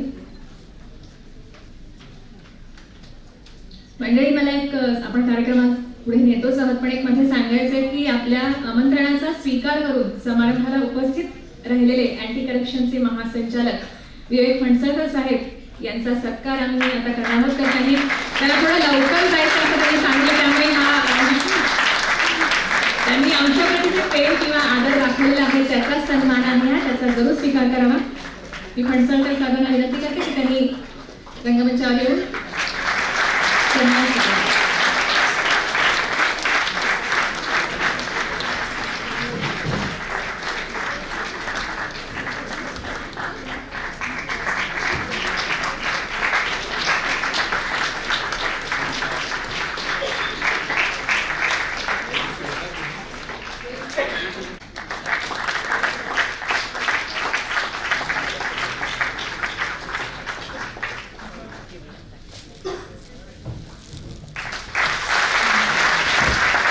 जो प्रेम आणि आदर जे दाखवलं त्याबद्दल खरोखर मनापासून आभार.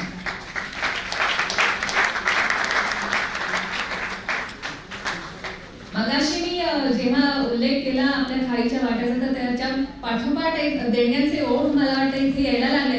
विनायक रंगनाथ करकरे यांनी सुद्धा 5,000 रुपयांची देणगी संघाला दिलेली आहे. त्यांचे मनापासून आभार.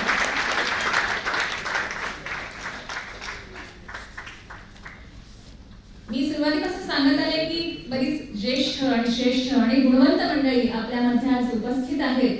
तर त्यांचे विचार जेव्हा आपण ऐकतो तेव्हा त्यांच्याकडून खरंच घेण्यासारखं बरंच काही असतं. तर मी लीनाताईंना विनंती करते की त्यांनी आपलं मनोगत आपल्या इथे मांडावं. नमस्कार. कराडे ब्राह्मण संघाचं आमंत्रण स्वीकारून इथे येताना माझ्या मनामध्ये 3-4 गोष्टींचं आकर्षण होतं. पहिलं म्हणजे 92 वर्ष जी संस्था अविरतपणे उत्तम कार्य करते आहे, त्याच्यासाठी सातत्याने, कळकळीने आणि निस्वार्थीपणे काम करणाऱ्या लोकांची फौज असायला पाहिजे. तर अशा लोकांना भेटणं हे एक कारण होतं. दुसरं म्हणजे अनुराधाताईंची मुलाखत मी TV वरती पाहिली होती, पण त्यांची प्रत्यक्ष ओळख करून घ्यावी, त्यांच्या प्रत्यक्ष मनोगत ऐकावं हे दुसरं आकर्षण होतं. डॉक्टर नीता टाकरे आणि चांदोरकर सर यांची अचानक झालेली भेट हा बोनस आहे. आणि तिसरा छोटासा स्वार्थीपणा त्याच्यात असा होता की 5 वर्षापूर्वी श्री देवस्थळी इन्व्हेस्टमेंट करून आम्ही एक सामाजिक कार्य म्हणून खोपोली पाली रस्त्यावरती चैतन्य ज्येष्ठ नागरिक सहनिवास, त्याला आम्ही वृद्धाश्रम म्हणत नाही, त्याच्या संबंधी थोडी माहिती इतके आपले बांधव आहेत, भगिनी आहेत, त्यांना करून द्यावी हा एक छोटासा स्वार्थी हेतू पण त्याच्यामध्ये होता. त्याची गरज मला का वाटली आम्हाला काढण्याची ही वृद्धाश्रम, तर आम्ही एका छोट्याशा उपनगरामध्ये पार्ल्याला 42-40 लोकांच्या सोसायटीमध्ये 25 वर्ष राहत होतो. जेव्हा आमची मुलं छोटी छोटी 3-4 महिन्याची पासून सुरुवात झाली त्या सोसायटीला, आज त्या सोसायटीमध्ये मी जेव्हा पाहते तर 3-4 घरांमध्ये फक्त आई वडील आणि मुलं एकत्र राहत आहेत.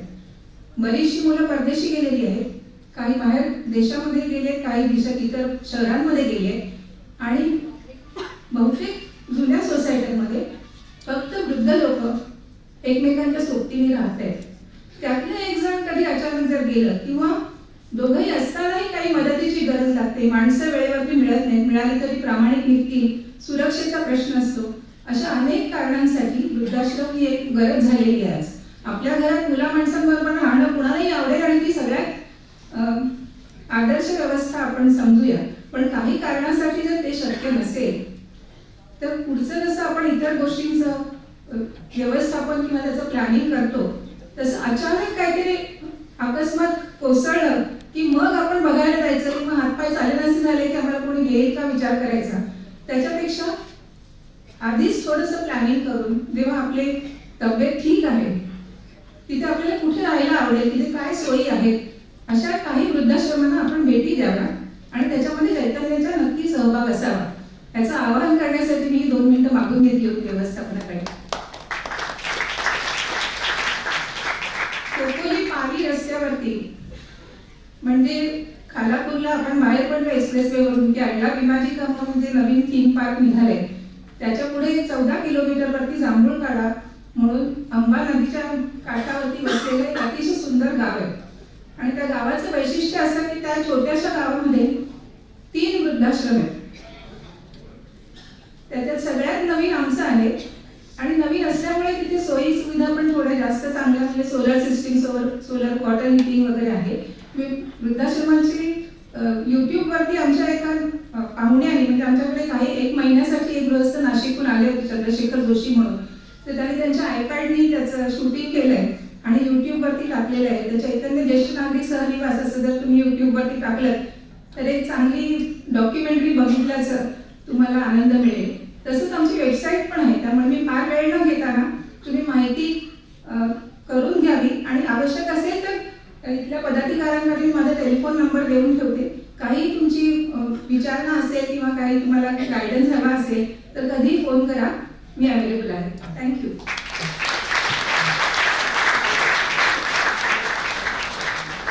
धन्यवाद दिनाताई. खरं तर त्या जे कार्यक्रम ते खरंच खूप मोठं आहे. आता वृद्धाश्रमांची संख्या वाढणं हे चांगलं का वाईट हे मला माहित नाही, पण त्या जे सहनिवास, चैतन्य सहनिवास या नावाने जे कार्य करतात ते खरोखरच आम्हाला गौरवास्पद आहे. तर लीनाताई खूप धन्यवाद. यानंतर मी डॉक्टर नीताताईंना विनंती करते की त्यांनी आपलं मनोगत व्यक्त करावं. मंचावरती उपस्थित असलेले सर्व मान्यवर आणि माझ्या समोर असलेले सर्व मान्यवर, सर्वांना नमस्कार. मल्लखांबासारख्या खेळामध्ये काम करण्याची सुरुवात, ती आवड निर्माण झाली माझ्या वडिलांमुळे, जे स्वतः श्री समर्थ बाल मंदिराचे विद्यार्थी होते, तिथे शिक्षक होते. त्यांनी व्यायामशाळेत घातलं. मी उदय देशपांडे सरांकडे मल्लखांब शिकले. त्यांच्या बॅचमधली, मुलींच्या बॅचमधली मी पहिली विद्यार्थिनी. खेळाचं आकर्षण वाढलं, पालकांचा कायम पाठिंबा राहिला आणि मग अभ्यासाचा विषय मानसशास्त्र होता, कारण तेव्हा अभ्यास चांगला केला तर खेळायला मिळेल अशी एक जणू काही एक कंडिशनच होती. त्यामुळे अभ्यास करता करता खेळाची सुरुवात झाली. खेळ एक पॅशन निर्माण झालं आणि मग विवाह झाल्यानंतर सुद्धा घरच्या कुटुंबियांचा पूर्ण पाठिंबा मिळाल्यामुळे या क्षेत्रामध्ये काम करण्याची संधी मिळाली, संधी उपलब्ध झाली. मल्लखांब शिकवताना अनेक वयोगटांना मल्लखांब शिकवला, अगदी लहान मुलांपासून अंध मुलांपर्यंत, भारतातल्या व्यक्तींपासून अगदी परदेशातल्या व्यक्तींपर्यंत. आणि परदेशी व्यक्तींना जेव्हा आम्ही मल्लखांबाचे फायदे सांगायचो तेव्हा ते प्रत्येक वेळेला विचारायचं की हे सगळं ठीक आहे, पण याच्यासाठी काही तुमच्याकडे पुरावा आहे का की मल्लखांब खेळाचे जे फायदे आहेत. आणि मग विचार केला संशोधनाचा. भारतामध्ये खेळाच्या वरती संशोधनाची परंपरा नाही, त्यात भारतीय खेळ तर अतिशय दुर्लक्षित आहेत. पण परत मला ती संधी मिळाली, PhDचा विषय म्हणून मग मी क्रीडा मानसशास्त्र, मलखांबाच्या खेळामुळे होणारे मानसशास्त्रीय फायदे असा मी विषय घेतला. पण यासाठी सगळा हा अभ्यास करत असताना, वेगवेगळ्या खेळांबद्दल वाचत असताना लक्षात आलं की हे सगळे फायदे मलखांबामध्ये तर खूप मोठ्या प्रमाणात आहेत, पण ते इतर खेळामध्ये सुद्धा आहेत. पूर्वी पालक सांगायचे खेळतोस काय, उन्हाळक्या करू नको, म्हणजे खेळ आणि उन्हाळक्या ह्याचं एक समीकरण झालं असायचं. हा काय तुला खेळ वाटला का, म्हणजे एखादी अगदी क्षुल्लक आणि दुर्लक्ष करण्यासारखी बाब म्हणजे खेळ असा होता. पण मला वाटतं आज परिस्थिती अशी आलेली आहे, आज अभ्यास केला नाहीच तरी चालेल, पण खेळाच्या मैदानावरती जा, कारण खेळामधनं केवळ शारीरिकच नव्हे तर मानसिक फायदे जे मिळणार आहेत ते इतर कशामधनंही मिळणार नाही. आणि मग खेळामधनं हे फायदे का होतात, तर खेळामधनं व्यायाम होतो. मलखांबामध्ये संशोधन करताना मी मेंदूच्या कार्यांवरती संशोधन केलं होतं आणि मग मेंदूची जी प्रमुख खूप मोठी कार्य जीवनामध्ये यशस्वी होण्यासाठी आपल्याला मदत करतात. जसं सुरुवातीला थोडंसं माझी माहिती देताना पण सांगण्यात आलं की goal setting, planning, decision making, म्हणजे एक कुठलं तरी ध्येय ठरवणं, त्या ध्येयाचा मागोवा घेत कार्य करणं, निर्णय क्षमता वाढवणं, त्याच्याबरोबरच तुमच्या स्वतःवरती ताबा ठेवणं, इम्पल्स कंट्रोल. आणि माझ्या खेळातला एक जो खूप मोठा भाग मला दिसून आला, आजचं हे युग ताणतणावाचं युग आहे. आम्ही मानसशास्त्रज्ञ ज्याला खूप घाबरतो, त्या डिप्रेशनचं हे एक युग आहे. आणि या सगळ्यावरती मात करायला जो एक आशावादी दृष्टिकोन लागतो तो ह्या सगळ्या खेळामधनं मिळतो असं आढळून आलं. अनेक वेळेला वृद्धांच्या ज्या समस्या असतात आणि त्यामधली एक खूप मोठी समस्या आहे ती म्हणजे स्मरणशक्तीवरती होणारा परिणाम. आणि खूपसे संशोधन आता असं दाखवायला लागलेलं आहे की तुम्ही औषधं घ्या, तुम्ही इतर काही करा, पण जर तुम्ही नियमित व्यायाम केलात तर मेंदूची ती कार्यशक्ती देखील खूप चांगली कार्यरत राहते. आणि आज माझ्या ज्ञाती बांधवांकडनं हा मला सन्मान मिळाला. हा सन्मान मिळत असताना मला हे खेळाचं महत्त्व तुम्हाला सांगायची संधी मिळाली आणि तुम्ही अतिशय शांतपणाने, तन्मयतेने ती ऐकून घेत आहात म्हणून मला अतिशय आनंद झाला. कुठलंही सामाजिक कार्य करताना अनेक जणांचे हातभार लागतात. माझ्या सुद्धा या सगळ्या कामांमध्ये अनेक जणांचे हातभार लागले, त्यांची सुद्धा मी अतिशय ऋणी आहे. या सगळ्या यशामध्ये माझ्या विरोधकांचाही खूप मोठा सहभाग आहे. त्यांनी मला कायम माझं काम करण्याची प्रेरणा दिली, त्यामुळे मी सगळ्यांचे मनापासून आभार मानून तुमची रजा करते. धन्यवाद.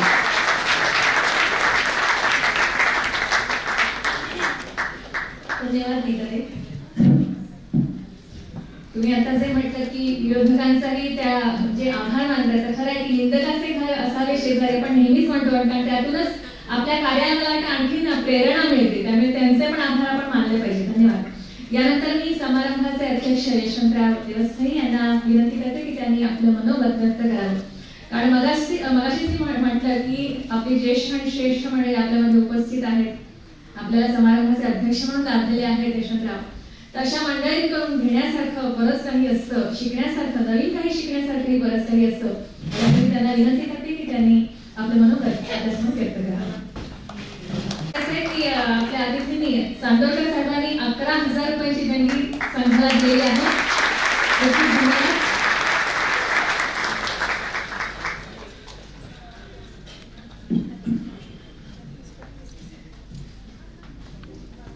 सर्व मान्यवर, व्यासपीठावरती मान्यवर, प्रेक्षकात खूप ज्येष्ठ लोक बसलेले आहेत.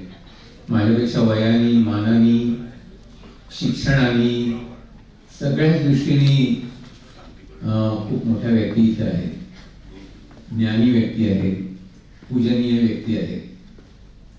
तर या सगळ्यांसमोर बोलायला मला कशाला बोलवलं मला कळलेलं नाही. खरं मी त्यांना आंबेडकर त्यांना सांगितलं मला तुम्ही बोलवू नका, मी चांगला वक्ता नाहीये. आणि जर कदाचित काय बोललो तर मगाशी नीताताई म्हणाल्या तसे या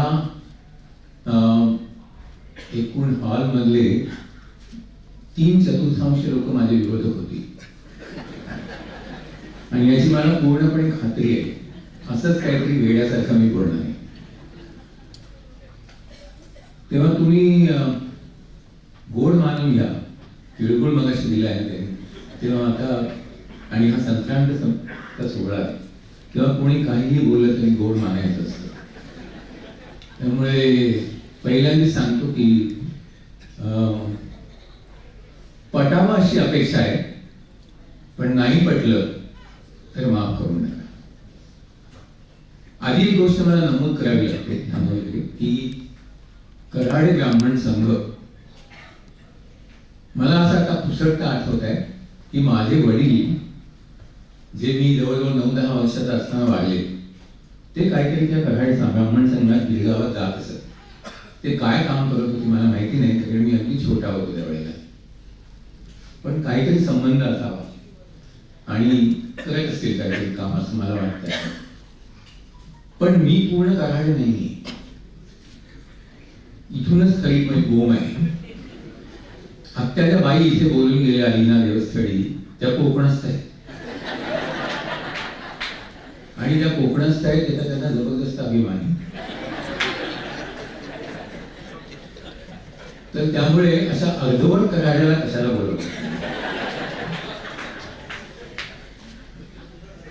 आणि मी हे खूप सिरियसली बोलतोय. मला असं वाटतं की पुढे जाण्याच्या दृष्टीने बदल घडायला हवा. मगाशी त्यांनी सिनेमाबद्दल सांगितलं ना, तर तो जो सिनेमा आम्ही केला होता तर मला असं वाटतं की हा सिनेमा थोडासा पुढे विचार करणार आहे. तो बऱ्याच लोकांना आवडला नाही, पुष्कळ लोकांना नाही आवडला सिनेमा, पण तसंच मला वाटतं की विचारांनी माणूस पुढे जायला हवा, सतत पुढे जायला हवा. आणि त्या दृष्टीने मी काही विचार इथे मांडणार.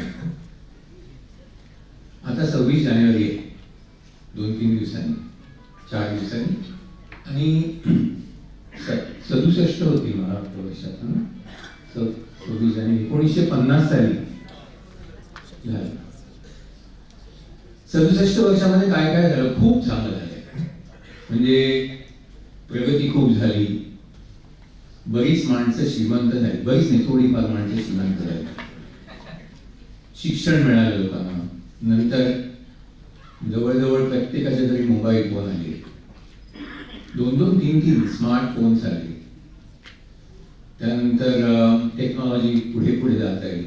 नवीन नवीन रोजगाराच्या संधी निर्माण झाल्या, आउटसोर्सिंग सारखी कन्सेप्ट आली, पुष्कळ गोष्टी घडल्या या सगळ्या 60-70 वर्षांमध्ये.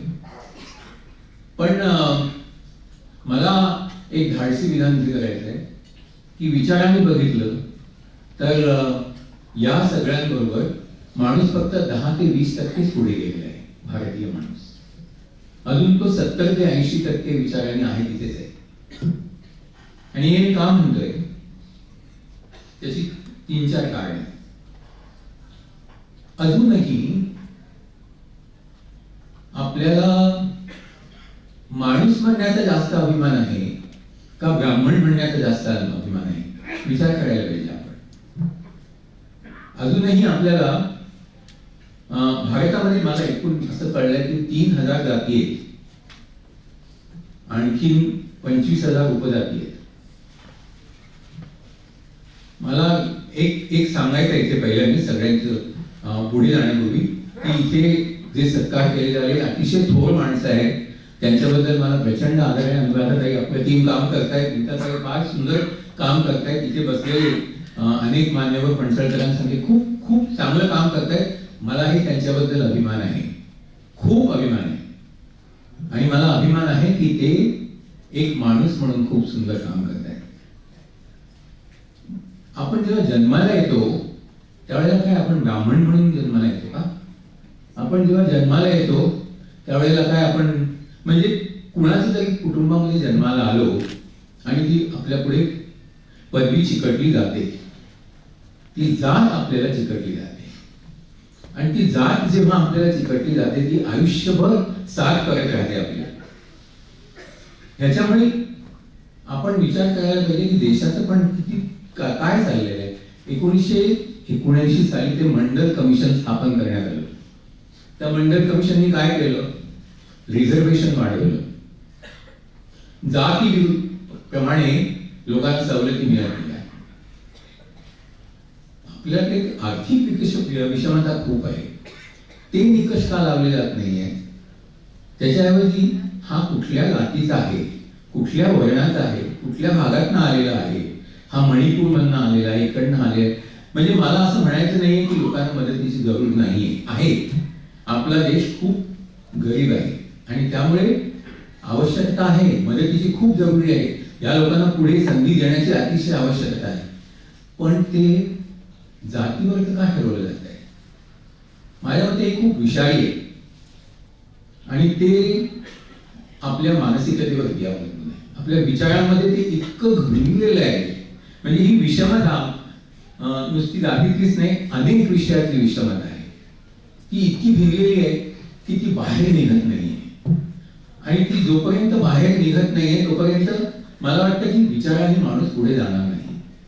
त्यामुळे मी म्हणतो की 10 ते 20% असं नाहीये. बऱ्याच घरांमध्ये आपल्याला आधुनिकता दिसते, माणसं खूप प्रगत विचार करतात, तो हे मला मान्य आहे. पण तरी सुद्धा ते थोडे आहेत, ते पूर्ण नाहीये. आणि जोपर्यंत ते 100 निदान 70-80% होत नाहीये तो त्या अर्थाने तोपर्यंत विचारांनी आपला देश पुढे जाणं कठीण आहे असं मला वाटतं. हा एक जातीचा एक विचार सोडून द्या तुम्ही. आपल्याकडे अजून इतर अनेक विषयांमध्ये विषमता आहे. अजूनही पुरुष आणि स्त्री किती विषमता आहे. आपण म्हणतो की स्त्री शिकलेली आहे, आता पुढे जाते आहे. नीताताईंसारख्या अतिशय हुशार व्यक्तींनी मलखंबावरती PhD केलेलं आहे. पण तरी सुद्धा अजूनही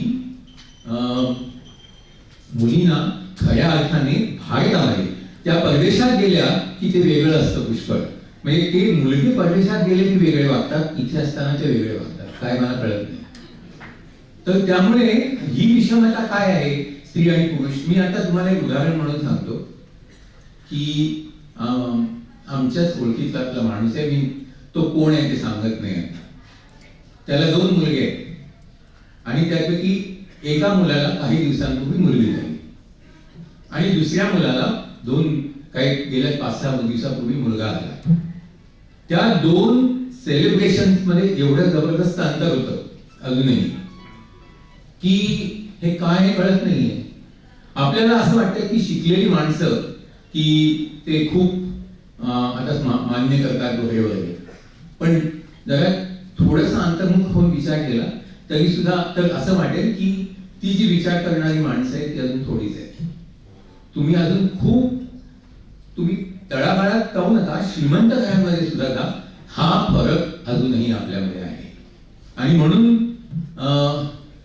अजूनही म्हणून दंगल नावाचा जो सिनेमा अलीकडे आलेला आहे तो करणं जरूर वाटतंय.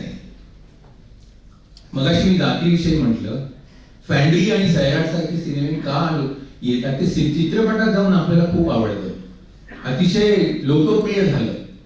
पण अजूनही घरामध्ये लग्न करताना अजूनही आपण बघतो ना, अरे निदान ब्राह्मण तरी घेऊन ये नाही, किंवा असं म्हणतात अरे बाबा बाकी सगळं चालेल रे बाबा पण मुसलमान तरी आणू नकोस. असे विचार आहेत ना प्रत्येकाच्या घरामध्ये. मनामध्ये अजून असं कुठे जात नाहीये. आमच्या राजवाडे अँड सिल्स मध्ये एक वाक्य आहे, त्याच्यात एक कॅरेक्टर आहे की जो माणूस जग फिरून आलेला आहे. ते पात्र असं आहे की तो त्याला 12 वर्षाचा असताना घरातून हाकलून गेलेला वडिलांनी, कारण तो वडिलांच्या विचारांच्या पूर्णपणे विरुद्ध आहे. विचारांचं स्वातंत्र्य त्या घरामध्ये नाहीये. असहिष्णुता खूप आहे. म्हणजे त्याच्यात अशी वाक्य आहेत खूप. धंदा करायचा म्हणजे काय, सगळ्यांनी दुकानात जायचं आणि परत यायचं, किंवा पिढीजात धंदा आहे म्हणजे काय सगळ्यांनी तेच करायचं. दुसऱ्याने काही करूच नाही का वगैरे. तर हा मुलगा थोडा रिबेलियन असतो, तो जातो आणि काही वर्षांनी तेव्हा परत येतो. खूप वर्ष तरी काय केलेलं आहे कोणाला काही माहिती नाही. आणि तो आल्यानंतर एक संवाद आहे त्याच्यामध्ये. तो सांगतो की मी काय काय केलं, मी कुठे कुठे गेलो, काय काय भोगलं वगैरे वगैरे तो सांगतो. तर त्यावेळेला त्याचे वडील ते त्या घराचे कर्ते पुरुष आहेत, ते त्यांना सगळ्या कुटुंबाला त्यांना एकत्र घट्ट बांधून ठेवायचं असे त्यांचे विचार आहे. ते बांधणं म्हणजे काय ते त्यांच्या कल्पना निराळ्या आहेत. त्या कुटुंबामध्ये कुणाच्या आयुष्यात काय चाललेलं आहे हे कोणालाच माहित नसतं, तरी ते एकत्र कुटुंब आहे. तर अशा वेळेला ते वडील तो म्हणतो की मी लग्न केलंय, मी एकटा नाही. आईला तो सांगतो. आई खूप दुःखात, म्हणजे तिला वाईट वाटत असते ह्याला हकलवलं म्हणून. तेव्हा ती म्हणजे आई अगं तू वाईट वाटून घेऊ नकोस, मी बाहेर पडलो, मी जग बघितलं आणि त्याचा मला खूप फायदा झालाय. त्यामुळे तू अजिबात मला जर घरातून बाहेर पाडलं नसतं तर मी ह्या पुण्यामध्ये राहिलो असतो आणि असं सामान्य आयुष्य जगलो असतो. आता मी खूप श्रीमंत आहे आणि मी एकटा नाहीये, मी लग्न केलंय.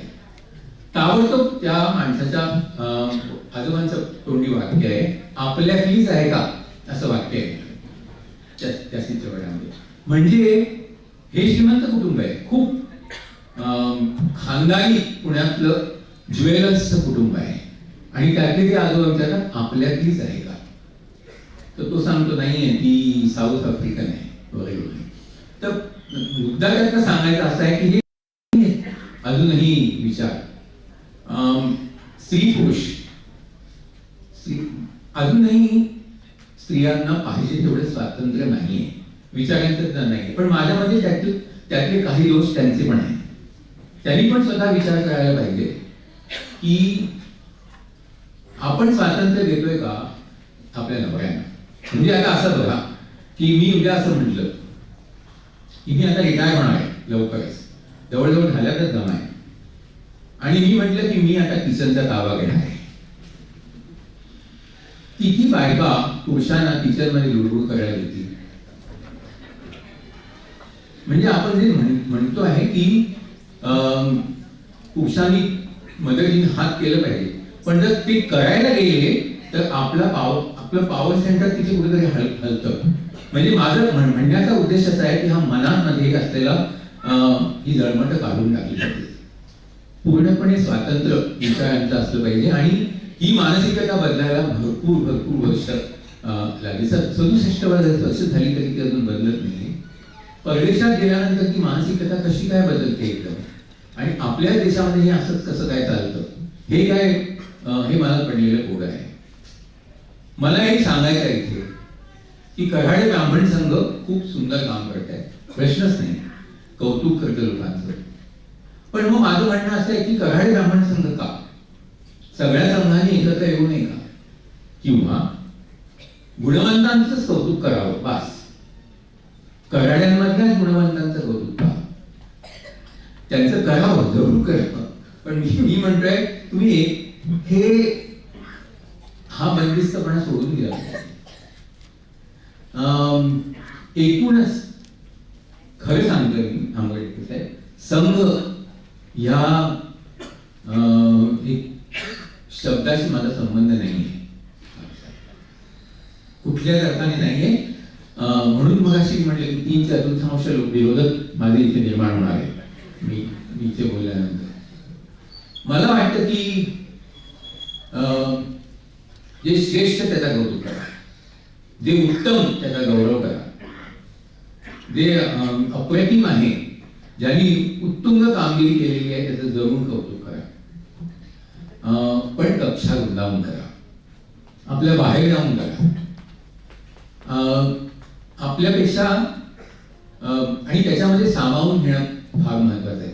म्हणून मी हे सांगतो की हे जर झालं, दुसऱ्यांना सामावून घेणं हे फार महत्वाचं आहे ना. म्हणजे मध्ये एक व्हॉट्सअपवरती एक कविता फिरत होती, तुम्ही वाचली असेल बऱ्याच. नाना पाटेकरांची कविता आहे ती.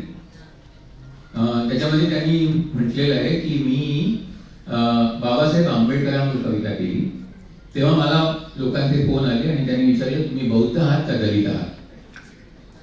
नंतर त्यांनी शिवाजी महाराजांवर कविता केली, तेव्हा त्यांना फोन आले की तुम्ही मराठा आहात का. नंतर तिसरी कविता त्यांनी अहिल्यादेवी होळकरांवर केली, आणि त्यावेळेला त्यांना प्रश्न विचारण्यात आला की तुम्ही धनगर आहात का? शेवटी ते म्हणाले मी माणसावर कविता केली, मला एका काही फोन आला नाही.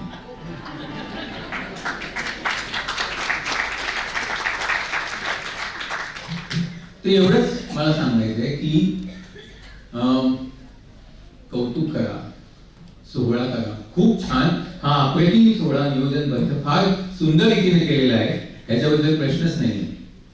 परंतु मदत करताना सुद्धा आता त्यांनी मगाशी सांगितलं आम्ही शैक्षणिक मदत करतो, आम्ही वैद्यकीय मदत देतो. ते जेव्हा माझ्याकडे विचारायला आले तेव्हाच मी त्यांना हा प्रश्न विचारला होता की समजा 2 व्यक्ती गरजू असतील आणि त्याच्यापैकी एकाची गरज जास्त असेल आणि तो कऱ्हाडे नसेल तर तुम्ही त्याला मदत करणार का नाही? तुम्ही समजा तो कोणीतरी खालच्या जातीचा मुलगा असेल आणि त्याचबरोबर कऱ्हाड्यामधला एक मुलगा मदतीसाठी मागायला आला तर तुम्ही कोणाची निवड कराल मदत करताना? तर मला एवढंच सांगायचं आहे की मला म्हणाले तुम्ही अर्धा तास बोला. म्हटलं माझ्याकडे एकच मुद्दा आहे, त्यामुळे मी अर्धा तास जास्त काही बोलू शकणार नाही. एकच माझा मुद्दा असा आहे की कक्षा रुंदावून जरा बाहेर जायला पाहिजे. सोहळा करा, कौतुक करा, पण सगळ्यांचं करा, उत्तमाचं करा, प्रतिष्ठित कोण असतील त्यांचं करा. ज्यांनी उत्तम समाजसेवा केलेली आहे तो कुठल्याही जातीचा, कुठल्याही धर्माचा, कुठल्याही थरातला कसलाही माणूस असेल तरी त्याचं कौतुक करा. आणि हे जर केलं, मला असं वाटतंय की मी एका आचरटासाठी इथे बोलतोय, हे बोलल्यामुळे कार्यकारिणीने ह्याच्यावरती काही विचार केला आणि पुढच्या वर्षीच्या संमेलनाला ह्याच्यात काही बदल घडवून आणला तर मला जरूर बोलवा, मी नक्की येईन. धन्यवाद. धन्यवाद. मंडळी, मनात तुझे मनोगत मला कधी कळेल का, अशी आपली स्थिती होती. या सगळ्यांचं मनोगत ऐकण्याआधी तर मला काही इच्छा पूर्ण झाली असेलच. आपल्या या संघाच्या कार्यासाठी किंवा एकंदरीत समाजासाठी ज्यांनी ज्यांनी आपल्याला सहकार्य केलं आहे त्यांचे आभार मानणं ही खरोखरच गरज आहे. मी संघाचे कार्याध्यक्ष आंबेडकर साहेब यांना विनंती करते की त्यांनी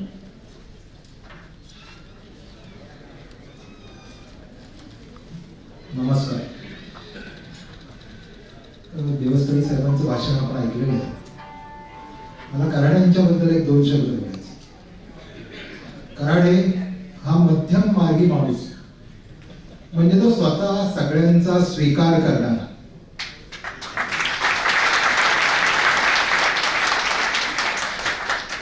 कराडे ब्राह्मण संघ गेली 92 वर्ष जे कार्य करतायत, देवस्थळी साहेब तुमच्यासारख्यांचा आशीर्वाद आहे म्हणूनच हे कार्य होत आहे. आम्ही गेल्या काही वर्षामध्ये केवळ ब्राह्मणांचा सत्कार नाही केलेला आहे.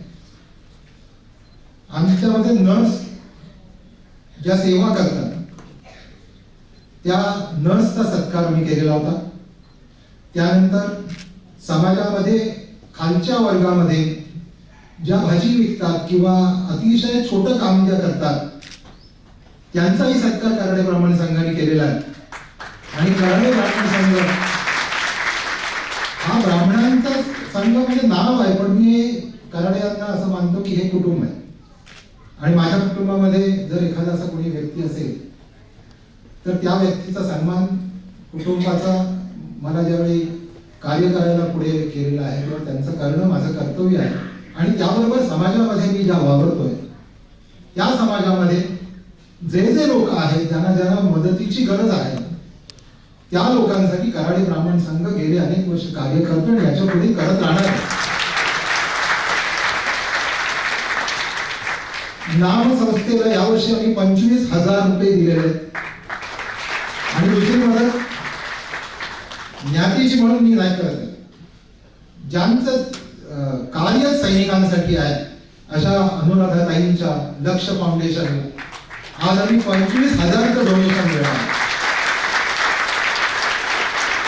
मला काही गोष्टी मुद्दाम क्लिअर करायच्या आहेत. यासाठी की ही जी संस्था स्थापन झाली त्यावेळी देश पारतंत्र्यात होता आणि पारतंत्र्यात असताना विद्यार्थ्यांना काहीतरी एक सल्ला द्यावा, काहीतरी त्यांच्या हातून कार्य व्हावं या दृष्टीने कराडे ब्राह्मण संघाची स्थापना झाली होती.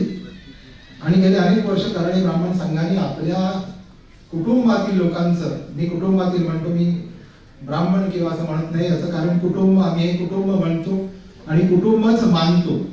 आणि या कुटुंबाचा सत्कार करत असताना कुटुंबातील आम्हाला त्यांचं वाटतं की अनुराधाताई सारखं कार्य आहे, आपलं कार्य मोठं आहे, आपल्याकडून काहीतरी शिकावं कारण हा जो तिळगुळ आहे हा प्रेरणा आणि प्रोत्साहन ह्या दृष्टीने मी बघतो हे संक्रांत संमेलन की तुमच्याकडून आम्हाला प्रेरणा घ्यायची आणि या व्यक्ती प्रेरणा घेऊन आपलं कार्य करायचं. आम्हाला तुमच्याकडून तेच मिळतं आणि तेच मिळत राहावं अशी अपेक्षा आहे. फक्त आपण आलात, आपले विचार आम्हाला मान्य आहेत, कराडी लोकांना या सर्व मान्य आहे आणि त्या दृष्टीने आजचं पुढचं कार्य जे आहे ते आम्ही जसं करतो त्याच्यामध्ये अधिक प्रकारे आम्ही बदल करू आणि मोठ्या प्रमाणामध्ये हे कार्य करण्याचा प्रयत्न करू. आपण आला त्याबद्दल धन्यवाद. जसं एखादं कार्य आपण यशस्वी करतो त्या कार्यासाठी आवश्यकता असते कार्यकर्त्यांची आणि कराडे ब्राह्मण संघाचं नशीब चांगलं आहे असं मला वाटतं की आम्हाला कार्यकर्ते पुढे येऊन सांगतात की आम्हाला काहीतरी कार्य द्या, काम द्या आम्हाला. आणि त्याच्यामध्ये आज आपल्या समोर जे निवेदिका आहे ही निवेदिकाने आम्हाला स्वतः येऊन सांगितलेलं आहे. त्यांचं नाव आहे प्रीती अमोक किरकिरे. आणि ज्यावेळी असा कार्यकर्ता पुढे येतो किंवा कार्यकर्त्याचा सन्मान करणं हे आमचं कर्तव्य असतं आणि त्यांची ओळख करून देणे कर्तव्य असतं. प्रीतीताई या BSc झुऑलॉजी, MA Marathi, computer programming, occupation therapist, साहित्य, संगीत, अभिनय, काव्यलेखन म्हणजे अष्टपैलू थोडक्यात म्हणायचं तर असं त्यांचं व्यक्तिमत्व. अस्मिता वाहिनीवर निवेदिका म्हणून ज्यांचं आपण नाव ऐकतो आकाशवाणीच्या त्या या प्रीतीताईच आहेत. त्यानंतर 1 मेचा जो कार्यक्रम झाला याच्यामध्ये निवेदिकेचं जे काम केलेलं होतं महाराष्ट्र शासनाच्या कार्यक्रमाचं ते प्रीतीताईने केलं होतं. आणि ज्यावेळी असा कार्यकर्ता आम्हाला मिळतो किंवा त्यांनी सगळ्यांच्या बाबतीत जे काय कौतुक केलेलं आहे, त्यांचं लिखाण आहे, काव्य लेखन त्यांचं आवड आहे, अभिनय त्यांची आवड आहे, तेव्हा या अशा कार्यकर्त्याचा सुद्धा सन्मान व्हावा आणि त्याचा सन्मान करणे हे आमचं कर्तव्य असं आम्ही मानतो आणि त्यांचा आम्ही आता सन्मान करणार आहोत. मी देवस्थळी साहेबांना विनंती करतो की त्यांनी त्यांचा सन्मान करावा. मी सांगितलं पण होतं की कारण मी एक त्या कुटुंबाचीच आहे त्यामुळे सन्मान वगैरे करणं खरंच एवढी मोठी मी नाहीये, पण धन्यवाद. माझ्या मते सन्मान नाही हे खूप कौतुक आहे कारण अतिशय अप्रतिम असं निवेदन तुम्ही केलेलं आहे आणि ओझवतं निवेदन आहे. तुमच्याकडे कागद आहे पण तुम्ही वाचत नाही आहात काही. हे खूप कला आहे आणि फार सुंदर निवेदन केलेलं आहे.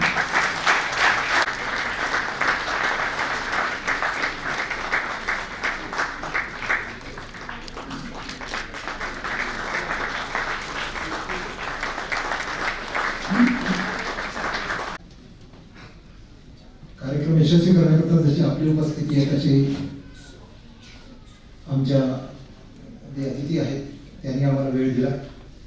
अत्यंत व्यस्त असतानाही आमच्या कौटुंबिक सोहळ्याला सपत्नीक उपस्थित राहून आम्हाला मार्गदर्शन केल्याबद्दल श्री यशवंतराव तसेच लीनाताई देवस्थळींचा संघ ऋणी आहे.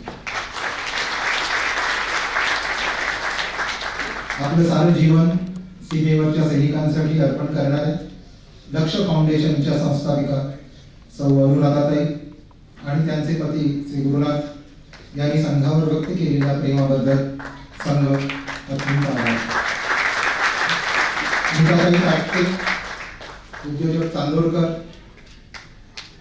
पाध्ये गुरुजी, यांनी समारंभाला उपस्थित राहून आमचा सन्मान स्वीकारला, त्याच्याबद्दल आम्ही त्यांचे अत्यंत ऋणी आहोत.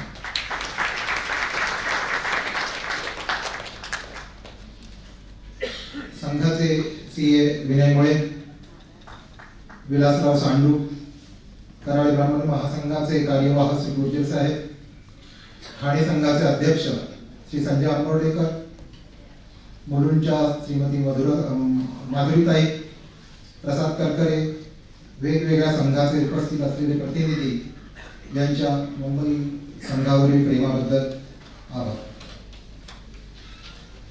आज समारंभाला अनेक मान्यवर व्यक्ती उपस्थित आहेत. वेळेअभावी मी सर्वांचाच उल्लेख करणं शक्य नाही आहे, परंतु आपल्या प्रेमाची दखल आम्ही घेतलेली आहे. यापुढेही आपलं प्रेम असंच राहील याची आम्हाला खात्री आहे.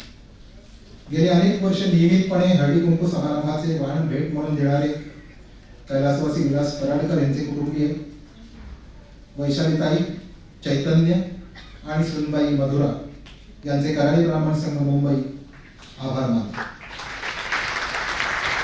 संक्रांतीच्या निमित्ताने तिळगुळ वाटून नातेसंबंधातील गोडवा वाढवीत असलेले गिरगावातील सांडू दुर्ग मंदिरचे श्री विलासराव सांडू गेली अनेक वर्ष तिळगुळाची भेट देत आहेत. आपल्यावरील या त्यांच्या गोड प्रेमाची आम्ही दखल घेतलेली आहे आणि सन्मानपूर्वक त्यांचे आम्ही आभार मानतो. राजा शिवाजी विद्यालय ट्रस्टीज, डेकोरेटर्स, त्याचप्रमाणे सर्व कर्मचारी वर्ग यांचं सहकार्याबद्दल आभार.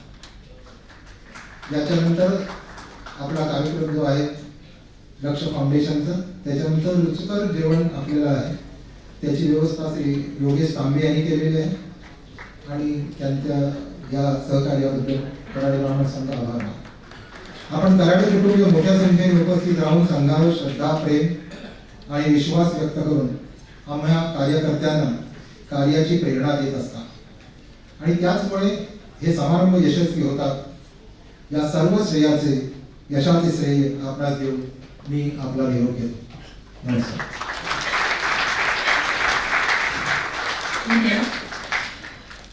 मंडळी, जवळपास गेले 2 तास आपण या संमेलनाचा सत्कार सोहळ्याचा आनंद घेतो आहोत, उपभोगतो आहोत हे सुखाचे आनंदाचे क्षण आणि देणग्यांचेही ओघ इथे चालू आहेत. मला अभिमान वाटतोय की ही नावं अनाउन्स करताना की विकास नारायण सप्रे यांच्यावर त्यांच्या मातोश्री इंदुमती नारायण सप्रे, कैलासवासी इंदुमती नारायण सप्रे यांच्या स्मरणार्थ विद्यार्थी शिष्यवृत्ती निधीला देणगी जे काही 11,000 रुपयांची प्राप्त झालेली आहे. 11,000 त्यांच्याकडून आपल्याला मिळालेले आहे. तसंच शरद भालचंद्र लळित यांच्याकडून कैलासवासी भालचंद्र भिकाजी लळित आणि सुनीता लळित यांच्या स्मरणार्थ संक्रांत संमेलन निधीला रुपये 5,000ची देणगी प्राप्त झाली आहे. खूप खूप आभार.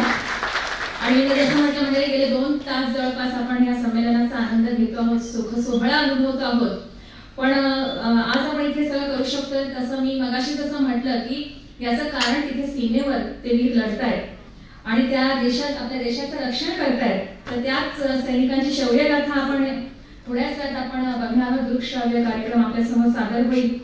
पण त्याआधी माझी सगळ्यांना एक नम्र विनंती आहे की या कार्यक्रमादरम्यान कोणत्याही प्रकारचा अडथळा येऊ नये म्हणून ही काळजी आपण घ्यायला हवी आणि त्यासाठी आपले भ्रमणध्वनी, लहान मुलं असतील तर आणि आपण स्वतः या सगळ्यांचे आवाज बंद राहतील याची कृपया काळजी घ्यावी. तसंच कार्यक्रम सुरू होऊन तो संपेपर्यंत शक्यतो कोणीही उठून जाऊ नये. मला वाटतं की आपल्यासाठी तळहातावर शिर घेऊन लढणाऱ्या जवानांसाठी या सूचनांचं पालन करणं कोणालाही अवघड नाहीये आणि इतका वेळ माझी बडबड जी ऐकलेली आहे ती ऐकून घेतल्यानंतर माझी नम्र विनंती आहे, मला वाटतं कोणालाही जड जाऊ नये, सगळ्यांनाच मान्य असावी अशी आशा आहे. तुम्हा सगळ्यांचे मनापासून आभार मानते आणि तुमच्यासमोर बोलतं व्हायची संधी मला संघाने दिली त्याबद्दल संघाचे पदाधिकारी, कार्यकर्ते आणि उपस्थित मान्यवर तसंच तुम्ही सगळ्यांचेच मनापासून आभार.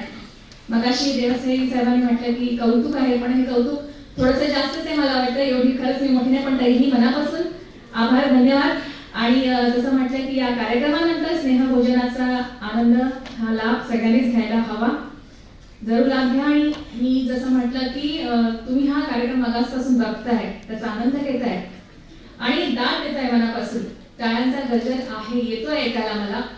तर ते बघून ऐकून म्हणावंसं वाटतं मला एवढंच की हे दाद देण्याचे तुम्हाला भान आहे, दाद देण्याचे तुम्हाला भान आहे. आज शब्दांची कसोटी छान आहे. भेट तुमची आमची भावया हे फक्त एक निमित्त आहे. पुन्हा पुढल्या भेटीच्या ओढीची नक्कीच ती एक खूण आहे. धन्यवाद. आता यानंतर अनुराधा म्हणतो. मॅडम मी एक मिनिट बोलतो. शेलगावकरांचा सत्कार केला ते माझे मामा. मी श्वास डोळ्यांना विनंती केली आणि कार्यकारिणीचे लोक जाऊन आले, त्यामुळे धन्यवाद. आणि 2 वर्षापूर्वी माझी मिसेस त्यांचा सत्कार केला तेव्हा माझा मंडळी होती मिसेस पाटील काय धन्यवाद. लाईव्ह एक धन्यवाद, खूप खूप आभार. आणि म्हणजे एक 5 मिनिटांच्या विश्रांतीनंतर आपण हा कार्यक्रम बघणार आहोत. तेव्हा मी सांगितलेल्या सूचनांचं पालन अवश्य करावं ही माझी पुन्हा एकदा